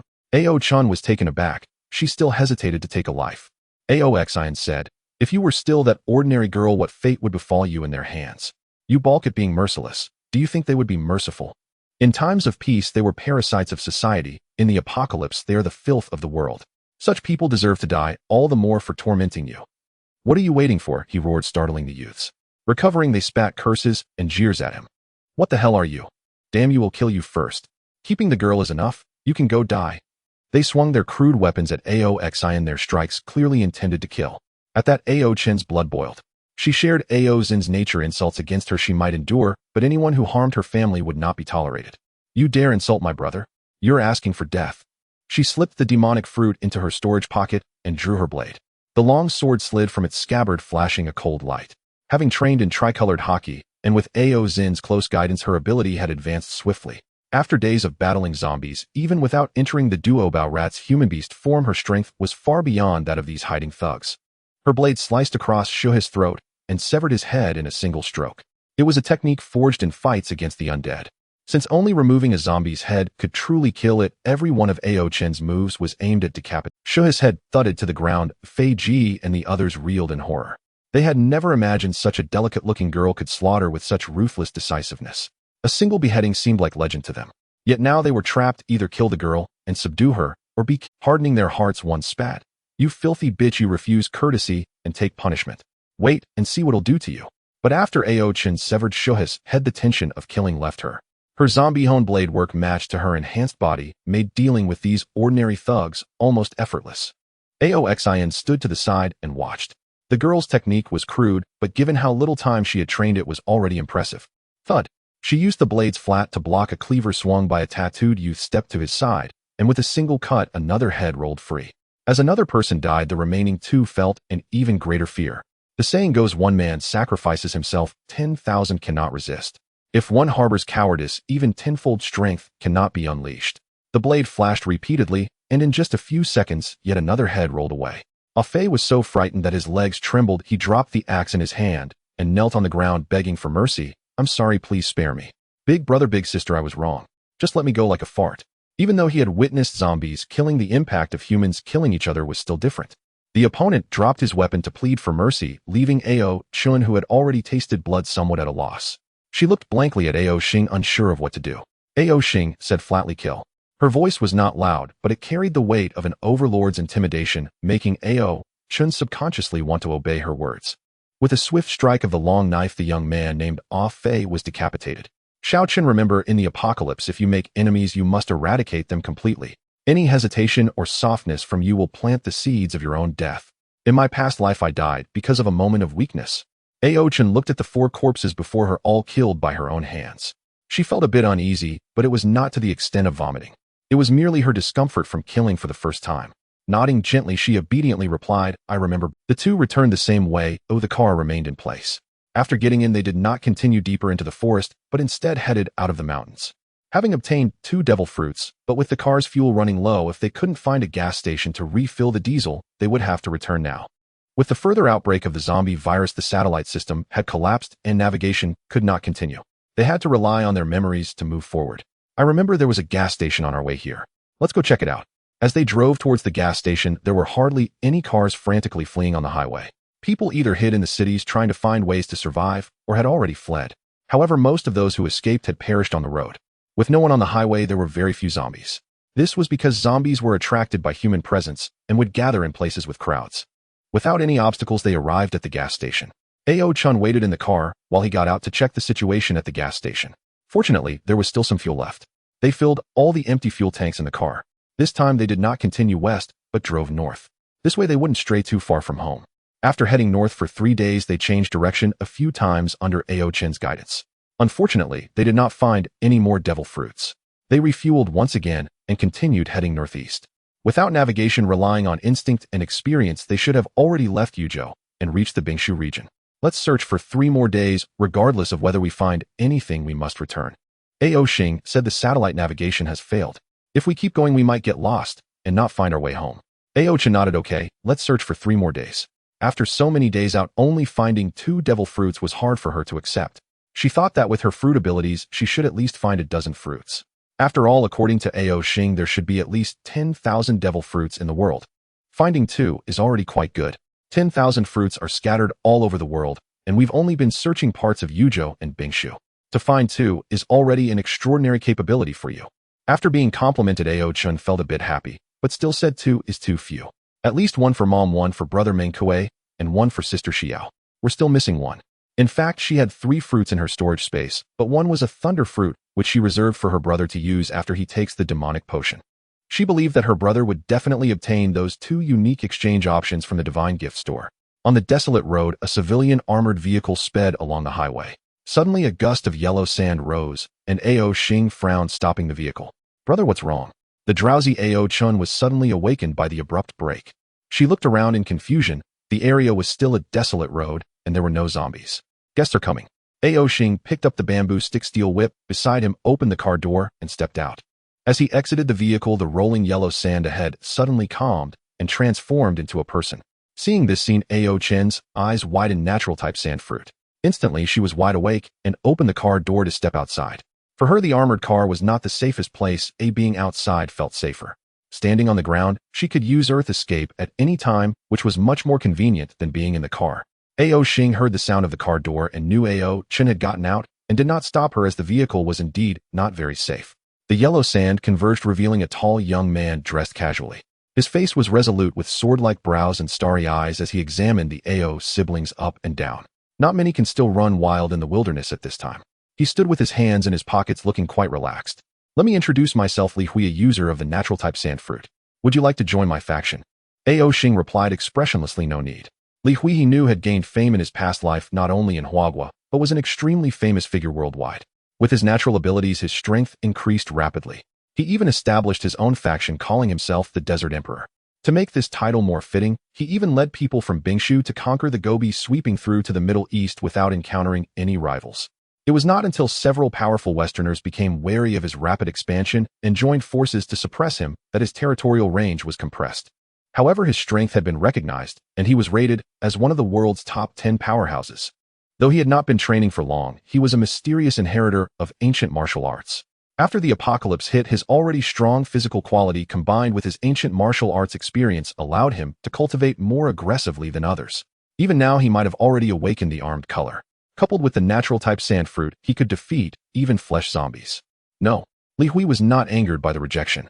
His intuition told him that this young man was extraordinary, a feeling that came from being an ancient warrior aware of strong opponents. But no matter how strong he was, what could it matter? Did he possess armed color? Could he capture his elementalized body? Even if he had just awakened the armed color, it was unlikely that he could match him. Friend, this is the apocalypse. Recklessly rejecting a strong person's invitation could cost you your life. Oh, Aoxing hoisted the steel whip onto his shoulder, gazing at Li Hui with a smirk. What can you do? Li Hui's expression turned cold. Before the apocalypse, he was the most dazzling one in the crowd. Even in the apocalypse, he remained unmatched in strength. To his surprise, his invitation, made out of curiosity, was ignored. With a punch that struck like lightning, Aoxing swung the steel whip down. He had no intention of engaging in a fair fistfight. This was an apocalypse, and who the hell would talk about martial ethics? Li Hui was unfazed, his arms swiftly turning to sand, while his fist continued to thunder towards Aoxing's. However, a sudden wave of pain shot through his arm. Li Hui was alarmed and quickly elementized, soaring into the sky. He felt the steel whip strike his arm, hitting his elementized body directly. A powerful blow broke his arm. Did he have armed color hockey? Li Hui was horrified. The opponent not only possessed armed color, but also had a hockey level far superior to his. How could this be possible? He couldn't believe it, but the next scene forced him to accept the reality. You thought flying into the sky would let you escape. Being attacked for no reason, how could Aoxing let him off easily? With the steel whip on his back, he transformed into a Qinglong, pursuing the swirling yellow sand in the sky, claws extended. Qinglong. Li Hui cursed inwardly. Damn it. You're the one who ate the Qinglong fruit. Thanks to the existence of the divinely bestowed space, many battles of ability users were recorded and uploaded. Among them, the most famous were the Qinglong fruit, the Shasha fruit, and a former female streamer who possessed the ability to create carnivorous flowers. However, to this day, that female streamer still had not revealed the name of her fruit ability. Aside from them, there were other ability users, but their achievements paled in comparison to Qinglong and Shasha, and they lacked the popularity of that female streamer. Li Hui realized he had bitten off more than he could chew. Not only was the opponent's hockey powerful, but he was also the strongest of the phantom beast-type ability users. Yet such a person refused to disclose his ability, leading to a misjudgment that cost him an arm. And it was his dominant right arm. How could he fight now? The yellow sand swirled, attempting to obstruct the Qinglong's pursuit. The Qinglong unleashed a fierce wind, shredding the yellow sand to pieces. Damn it! Li Hui fumed. The opponent's mastery over his fruit ability was formidable, easily shattering his obstruction. You win. Don't chase anymore. Left with no choice, he could only relent and apologize to Aoxing. I'm sorry, it was my fault. However, how could a mere apology make Aoxing relent? This guy was a future formidable competitor. If he could kill him now, it wouldn't be a bad deal. A puff of hot breath poured out, scorching countless grains of sand into glass that fell. Seeing Aoxing relentlessly pursue, Li Hui could only hasten his escape. The natural system's flying ability was quite convenient, while the Qinglong relied on grasping fiery clouds, making it somewhat clumsy, resulting in both their speeds being nearly equal. After a few minutes of pursuit, Li Hui suddenly dove towards the ground. Aoxing thought he had exhausted his ability to use the fruit and followed him down. However, upon landing, a zombie suddenly emerged nearby, charging towards them.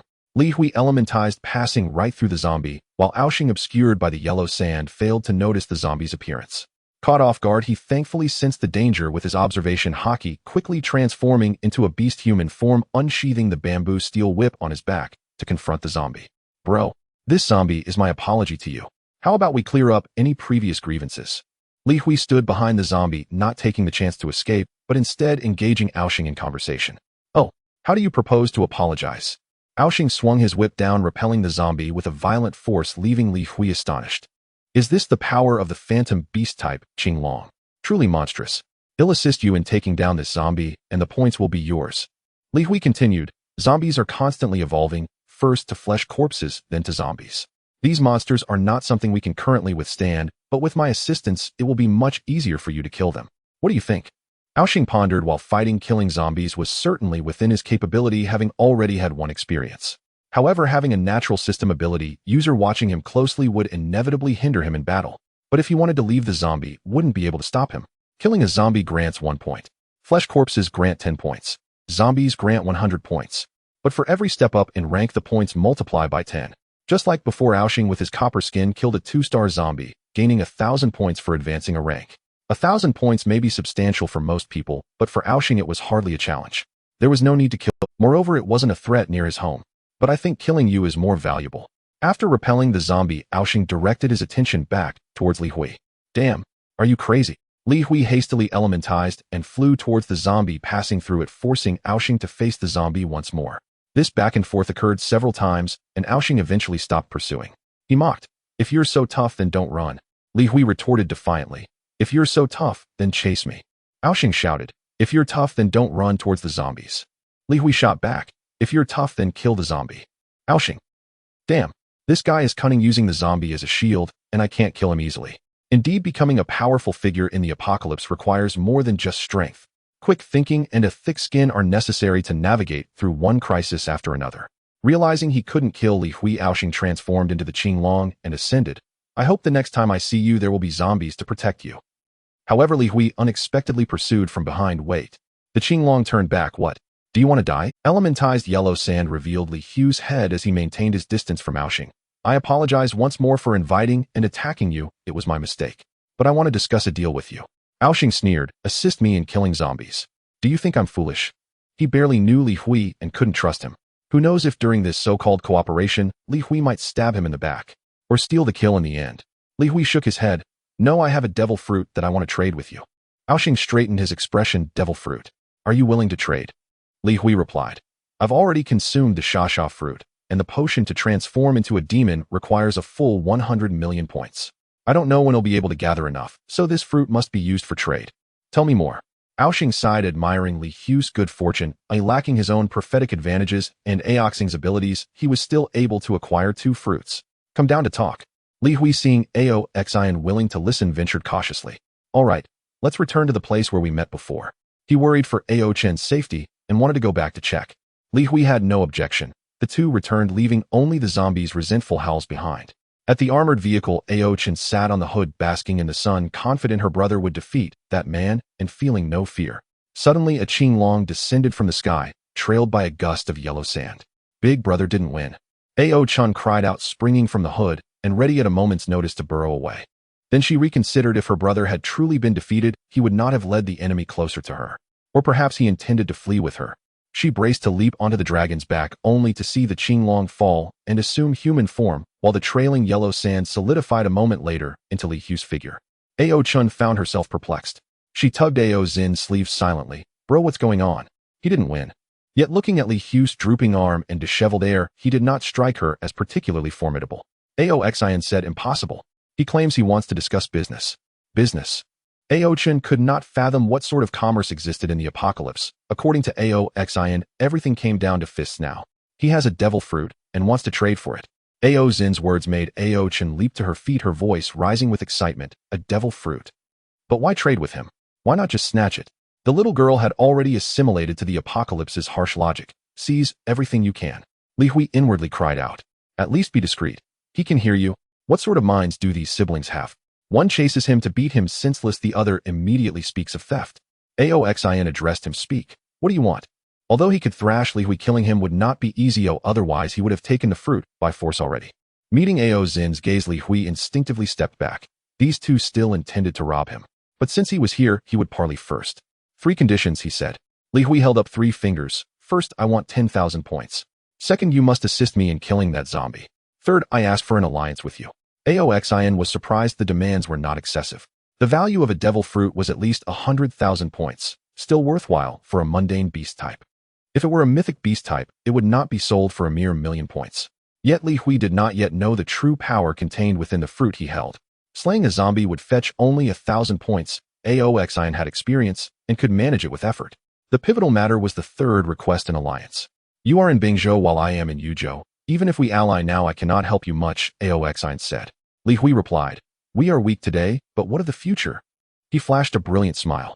I can see that you are not one to live under others' shadow. You will forge your own path. By happenstance, I shall do the same. Given time, I believe your influence will spread across Yuzhou, and I will rise to dominion in Bingzhou. When that time comes, the powers that arise will not be limited to the two of us, and Yuzhou borders Bingzhou. What I desire is an alliance forged then. Aoxin was astonished. This man was no mere opportunist. His designs were imperial in scale. After scarcely 10 days into the apocalypse, he already pondered provincial hegemony and sought alliance now. He had calculated his own ascent. What one devil fruit could secure today would demand 10 or 100 in the future. You put so much faith in us becoming the strongest in Yuzhou. What if I refuse then? Aoxin narrowed his eyes, eager to see how Li Hui would answer. Li Hui slipped one hand into his pocket and smiled. If you can force me to flee from place to place, I have no doubt you will achieve greatness. Whether you acknowledge me then will depend on my strength. If I am strong, why would I not accept a mutually beneficial pact? Conversely, if I remain weak, I will be the one fearing absorption by you. Aoxin laughed. His words were reasonable. Having such an ally in the future would indeed be advantageous. Very well, I agree. He planted his bamboo-joint steel whip into the ground and offered his hand. Allow me to introduce myself. I am Aoxin, and this is my sister Ao-chun. Li Hui twitched. He hesitated to shake hands, fearful they might turn on him afterward and leave him nowhere to run. Yet bold by nature and confident in his judgment, he strode forward and extended his left hand from his pocket to meet Ao-zin's. You will be a powerful ally. The next instant his face darkened as a searing pain shot through his palm. Ao-zin's strength was astonishing. Just as Li Hui feared a betrayal, Aoxin released and said, "Pleasure doing business." Li Hui finally exhaled and smiled once more. "Pleasure doing business. The devil fruit is not on me. Wait here, I'll fetch it." With that he dissolved into yellow sand and departed swiftly. After he left, Ao-chun asked curiously, "Bro, aren't you afraid he'll run and never return?" Aoxin replied, "Let him run. He can't be killed anyway. Well, wait a day. If he doesn't return, then well, leave." Li Hui did not flee. He soon returned carrying a backpack. "Brother Ao, you know the value of a devil fruit. Trade 10,000 points first, and I'll hand over the fruit, then we'll go slay the zombie. How about that?" Aoxin refused outright. "You give the fruit first." Li Hui paused, then smiled. "Fine. I trust in your integrity." He reached into his bag and withdrew the devil fruit, handing it to Aoxin. Aoxin examined it and did not recognize it. He passed it to Ao-chun. "Keep it safe." Ao-chun nodded repeatedly and tucked the fruit against her chest. What did I just see? Why was there no outward bulge after she hit it? Was this a four-dimensional cleavage? Is your sister also a devil fruit user? Aoxin asked without concealment. "Indeed," he replied, then fixed Li Hui with a half-smile. "You imagine that if I turned hostile you could hold little Chun as leverage?" Li Hui blinked. "I wouldn't. No, I wouldn't do that. Don't say such things." Ao-chun puffed her small chest proudly. "You could never catch me." Li Hui asked, "What kind of fruit is your sister's?" Ao-chun raised her chin haughtily. "Want to know? Call me sister, and I'll tell you." Li Hui indicated he had no desire to indulge her. If only he could beat her brother. This sibling pair was thoroughly exasperating. They were truly annoying, bold, vain, and full of insolent charm, yet also strangely capable in this savage new world. After obtaining the devil fruit, Ao-shing added Li Hui as a friend and transferred 10,000 points to him. "I knew you must have 10,000 points." Although Li Hui had some suspicions, he was still surprised to see Ao-shing actually transfer 10,000 points. This meant that Ao-shing had already killed 10,000 zombies. He couldn't have failed to exchange for some items, which meant he had actually gained even more points. He thought he was invincible, only to realize there were such talented individuals in the world. "Let's go, I'll help you kill some zombies." Ao-shing and Ao-chun got back into the car, while Li Hui transformed into a gust of yellow sand and directly sat in the back. "You really have some thick skin." While driving, Ao-shing mocked him. "Is your arm important?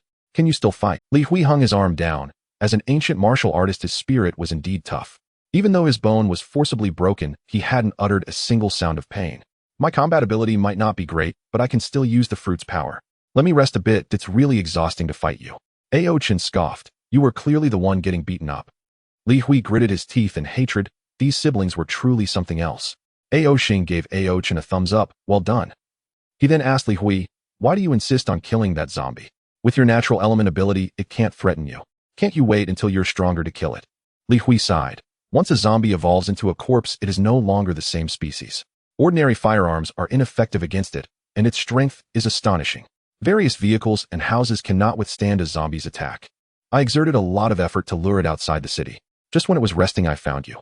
I originally wanted to invite you, but ended up losing a devil fruit instead. But we found that zombies automatically gather towards human settlements. Even if I lure this zombie outside, it won't take 2 days for it to return. Right now, humans are unable to resist it. Therefore, killing it is the best choice. After realizing that Ao Xing was indeed the rumored Qinglong overlord of the shrine space, he conceived the idea of leading him to the zombies to leverage the dragon to kill the corpse. We're here, it's nearby.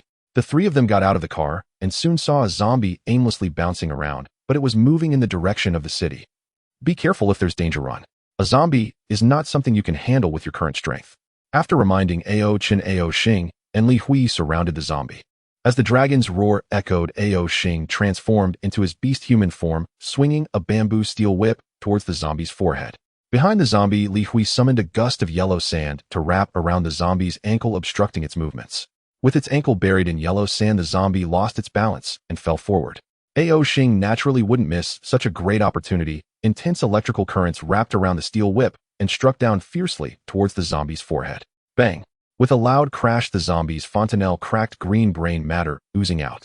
But that was not enough. Another wave of heat burst forth, incinerating the zombie's hair and clothes into ashes. But at that moment, the zombie broke free from the yellow sand's restraints and lunged at Ao Xing. Its sharp claws clashed against the steel whip, producing a sound of metal striking metal. Ao Xing swept the steel whip horizontally, aiming to break the zombie's arm bone. Simultaneously, the dragon's tail struck at the zombie's knee from the other side. The zombie tried to defend, but behind it, yellow sand surged again, transforming into a treasured blade that slashed down at the zombie's head. One Ao Xing could barely suppress the zombie, allowing Li Hui to output without worry. Doesn't the sands and fruit have the ability to absorb water? You could absorb the moisture from its body, turning it into a dry corpse, which might weaken its combat power. Ao Xing kindly suggested to Li Hui. But Li Hui completely refused, feeling that there are always schemers trying to harm him. What if I absorb the zombie virus into my body? TSK. This guy is quite cautious. Since he couldn't trap him, then forget it. Ao Xing focused on dealing with the zombie. As the steel whip fell, the body of the zombie emitted a burnt odor due to the high voltage current. Taking advantage of the yellow sand binding the zombie's limbs again, Ao Xing swiftly struck one of its arms with the steel whip. That arm had already been struck multiple times by the steel whip, covered in cracks, and now with this blow it broke cleanly. The arm hung limply, and the dragon's tail struck the zombie's abdomen, sending it crashing down. Then the steel whip fell like a torrential rain, smashing through its 2 thigh bones. The zombie roared in anger, but with its leg bones shattered, it couldn't stand up. Stepping on the last intact claw of the zombie, the immense force pinned it down, and the steel whip struck down, fiercely severing that last arm. With its limbs broken, you can chop off its head. After retreating, he said to Li Hui. Li Hui nodded, transforming his left arm into a sand blade and slashing at the zombie's neck. Bang! The sand blade was sharp. Even though the zombie's skin was tough, its throat was still the most vulnerable spot. Moreover, Ao Xing's repeated fire and lightning strikes had already weakened its skin significantly. Yet, even so, Li Hui had to strike down with the sand blade more than 10 times before the zombie's head finally rolled off, unable to struggle any longer. Your steel whip is quite ruthless. After chopping off the zombie's head, Li Hui joyfully discovered he had gained 10,000 points. Because he was still below the copper skin realm, killing this zombie counted as a cross-dire kill, granting him 100 times the points. He had experienced the zombie's defense firsthand and knew he couldn't break through it on his own. Yet now Ao Xing had directly smashed through its toughest limbs with a steel whip. If it weren't for the lightning and fire weakening the zombie's defense, he wouldn't even have been able to decapitate it. Thinking back to the blow that had shattered his arm bone, he inwardly cursed the pervert. He muttered to himself, could it be that phantom beasts are all this strong? He instantly felt that his sands and fruit was no longer appealing. Ao Xing shrugged. He still wanted to leave the zombie for Li Hui, otherwise he would have smashed the zombie's head long ago. Walking towards the car, Ao Chun was watching the battle from a distance. When she saw them return, she curiously asked, Brother, why didn't you just kill that zombie directly? Why dismantle its limbs? Ao Xing explained, to allow Li Hui to kill it. But Ao Chun frowned as if she couldn't understand something. Isn't killing zombies just for points? You kill it, and then give the points to Li Hui, wouldn't that work? Ao Xing and Li Hui exchanged glances. Right, why had he gone through all this effort? Thinking again, no, Li Hui's level was lower than his. The points gained from killing the zombie were 10 times his. This seemed like a path to wealth as well. If he severely injured the zombie and let Ao Chen kill, it wouldn't the rewarded points directly increase tenfold.